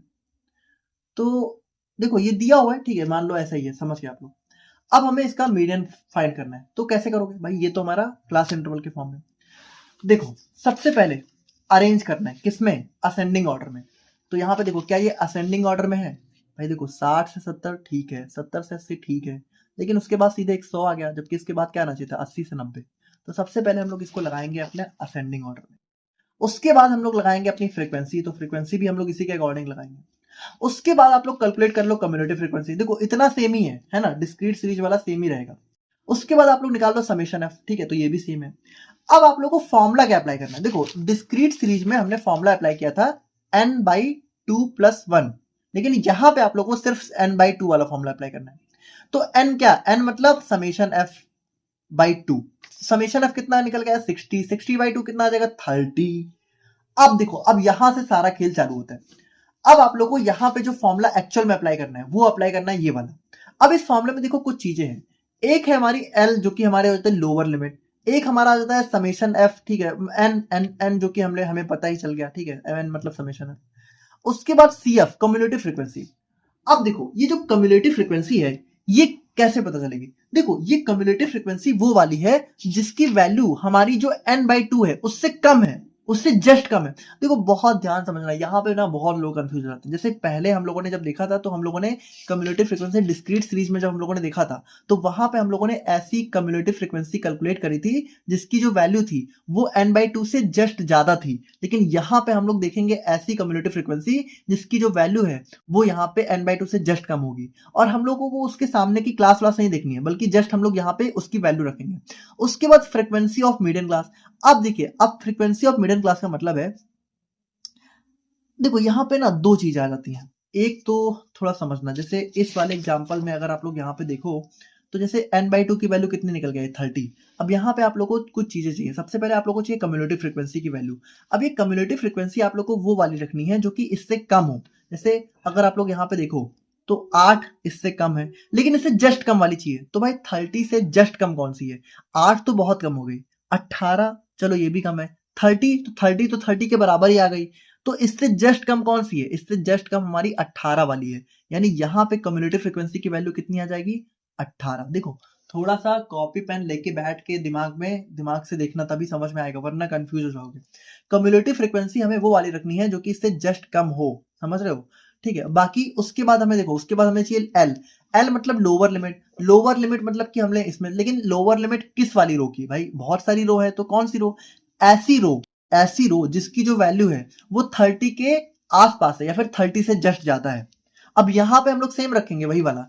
तो अगर आप लोग देखो तो इस वाले केस में 30 के बराबर कोई वैल्यू है तो भाई है ही है, यहाँ पे तो आप लोग को 30 मिल ही गया। मान लो 30 ना होता तो 30 ना होता तो 30 से बड़ी अगर कोई वैल्यू होती, मान लो यहाँ पे 30 की बजाय 35 लिखा होता, तो आप लोग इसी वाली रो को पकड़ते। देखो कम्युलेटिव फ्रीक्वेंसी की वैल्यू आप लोग को रखनी है इससे कम वाली, ठीक है, जो भी वैल्यू n/2 की निकल के आए इससे कम वाली रखनी है। लेकिन जब आप लोग यहाँ पे लोअर लिमिट देखोगे तो लोअर लिमिट आप लोग को उस वाले कॉलम की देखनी है जो कि इसके जस्ट बराबर हो या तो इससे थोड़ी सी कम हो। तो यहाँ पे देखो लोअर लिमिट हम लोग देखेंगे इसकी, तो 80/90 में लोअर लिमिट क्या है 80, तो यहाँ पे L आ जाएगा 80। उसके बाद देखो फ्रीक्वेंसी, अब फ्रीक्वेंसी भी आप लोग को उसी कॉलम की देखनी है जो कि इसके जस्ट बराबर हो या तो जस्ट इससे थोड़ी सी ज्यादा हो। तो भाई देखो 30 के जस्ट सामने कौन सा है, भाई इसके बराबर तो यही है कम्युलेटिव फ्रीक्वेंसी, है ना। तो इसके जस्ट सामने कौन सा है 12, तो फ्रीक्वेंसी हमारी 12 हो जाएगी। आई हमारी क्या हो जाती है क्लास विथ, यानी कि क्लास के इंटरवल कितना है, तो भाई देखिए सब में कितना गैप है, 10-10 का ही तो गैप है, 60 से 70 में 10 का है, 70 से 80 में 10 का। तो आई हमारा हो जाएगा 10, और n/2 हमने निकाला ही था 30। अब इन सभी वैल्यू को उठा के इस फॉर्मूले में पुट कर दो, L plus n/2 minus CF/m, तो 80 प्लस 30 माइनस 18 तो हमारा कैलकुलेट करोगे तो हमारा मीडियन जो है 90 निकल के आ जाएगा। तो देखो इस तरीके से हम लोग निकालते हैं क्लास इंटरवल वाले फॉर्मूले में मीडियन। अब देखो अगेन एक बार फिर से आप लोग समझ लो, इसमें बहुत कंफ्यूजन होती है। देखो कॉन्टिन्यूअस सीरीज में क्या होता है, कॉन्टिन्यूअस सीरीज में हम लोग सबसे पहले n/2 को कैलकुलेट करते हैं, जो भी वैल्यू निकल के आई उसको हम लोग यहाँ पे चेक करते हैं इसमें, है ना, जिसमें हमने कम्युलेटिव फ्रीक्वेंसी कैलकुलेट करी है। जो वैल्यू n/2 से जस्ट कम है, ठीक है, वो हमारा हो जाएगा कम्युलेटिव फ्रीक्वेंसी। जो वैल्यू n/2 से बराबर या फिर जस्ट ज्यादा है उसके सामने वाली फ्रीक्वेंसी हमारी हो जाएगी f की वैल्यू। फिर उसके सामने वाली हमारी जो लिमिट है, ठीक है, जो हमारे क्लास इंटरवल है उसमें लोअर लिमिट हम लोग देख लेंगे, वो हमारी l की वैल्यू हो जाएगी। आई हमें पता होगा, n/2 हमें पता होगा, इसके बाद उसको उठा के इन सारे फॉर्मूले में लगा दो, हमारा आंसर आ जाएगा, ठीक है। तो इस तरीके से देखिए हम लोग यहाँ पे मीडियन कैलकुलेट करते हैं कॉन्टिन्यूअस सीरीज के लिए। बाकी डिस्क्रीट सीरीज का आप लोगों को समझ में आ ही गया होगा। डिस्क्रीट सीरीज में हम लोग क्या करते हैं, जो भी वैल्यू निकल के आती है n/2+1 की, उससे जस्ट ज्यादा वाली वैल्यू हम लोग चेक करते हैं, उसके सामने वाली वैल्यू हमारे मीडियन हो जाती है। तो ये हमारा मीडियन हो गया। बाकी अब हम लोग फाइनली बात कर लेते हैं अपने लास्ट टॉपिक के बारे में, जो कि हमारा हो जाता है मोड। तो मोड बहुत ही सिंपल, मतलब इतना सिंपल है, देखो जो भी डाटा आप लोग को दिया है उसमें आप लोग चेक कर लो कौन सी वैल्यू सबसे ज्यादा बार रिपीट हो रही है। जो वैल्यू सबसे ज्यादा बार रिपीट हो रही है वही हमारा मोड हो गई। जैसे मान लो आप लोग को डाटा दिया है 2 4 4 6 8। अब इसमें अगर आप लोग देखो तो 2 कितनी बार है, एक बार है। 6 कितनी बार है, एक बार है। 8 कितनी बार है, एक बार है। लेकिन 4 कितनी बार है, 2 बार है। तो 4 क्या हो जाएगा, मोड हो जाएगा, बस सिंपल। ठीक है, जो वैल्यू सबसे ज्यादा रिपीट हो रही है वही हमारी मोड हो जाएगी। तो 4 हमारा यहाँ पे मोड हो जाएगा। तो यहाँ पे मोड भी हमारा 3 तरीके से है भाई। देखो इंडिविजुअल सीरीज के लिए मोड का कोई फॉर्मूला थोड़ी है। इसमें क्या होगा, इसमें सिंपली सबसे पहले आप लोग क्या करोगे, देखो डाटा को अरेंज करना तो अरेंज कर लो, वरना कोई जरूरत नहीं है इसमें। लेकिन अरेंज चलो मान लो कर लो, ठीक है। तो मान लो कोई डाटा दिया है तो उसको आप लोग सबसे पहले क्या करोगे, सबसे पहले अरेंज कर लो। ठीक है, अरेंज करने के बाद आप लोग देखो कि कौन सी वैल्यू कितनी बार आ रही है। जैसे मान लो ये आप लोग का डाटा दिया हुआ है, तो इसमें अगर आप लोग देखो तो 5 कितनी बार है, एक बार। 8 कितनी बार है, 1 2 3 बार। ठीक है, 10 भी एक बार, 12 भी एक बार, 15 भी एक बार। तो अगर आप लोग देखो तो इस पूरे डाटा में 8 हमारा 3 बार है, तो मोड हमारा क्या हो जाएगा, 8, क्योंकि ये मोस्ट रिपीटेड वैल्यू है। तो बस यही है मोड का। इंडिविजुअल सीरीज के लिए हम लोग कुछ नहीं करेंगे, जो भी डाटा दिया है इसमें हम लोग चेक कर लेंगे आंखों से देख के कि कौन सी वैल्यू सबसे ज्यादा रिपीट हो रही है, वही हमारा मोड हो जाता है। डिस्क्रीट सीरीज के लिए हम लोग क्या करेंगे भाई, डिस्क्रीट सीरीज में हम लोग सिंपली क्या करेंगे भाई, डिस्क्रीट सीरीज में हमारे एक तो हमारा दिया होता है x और दूसरा हमारा f दिया होता है।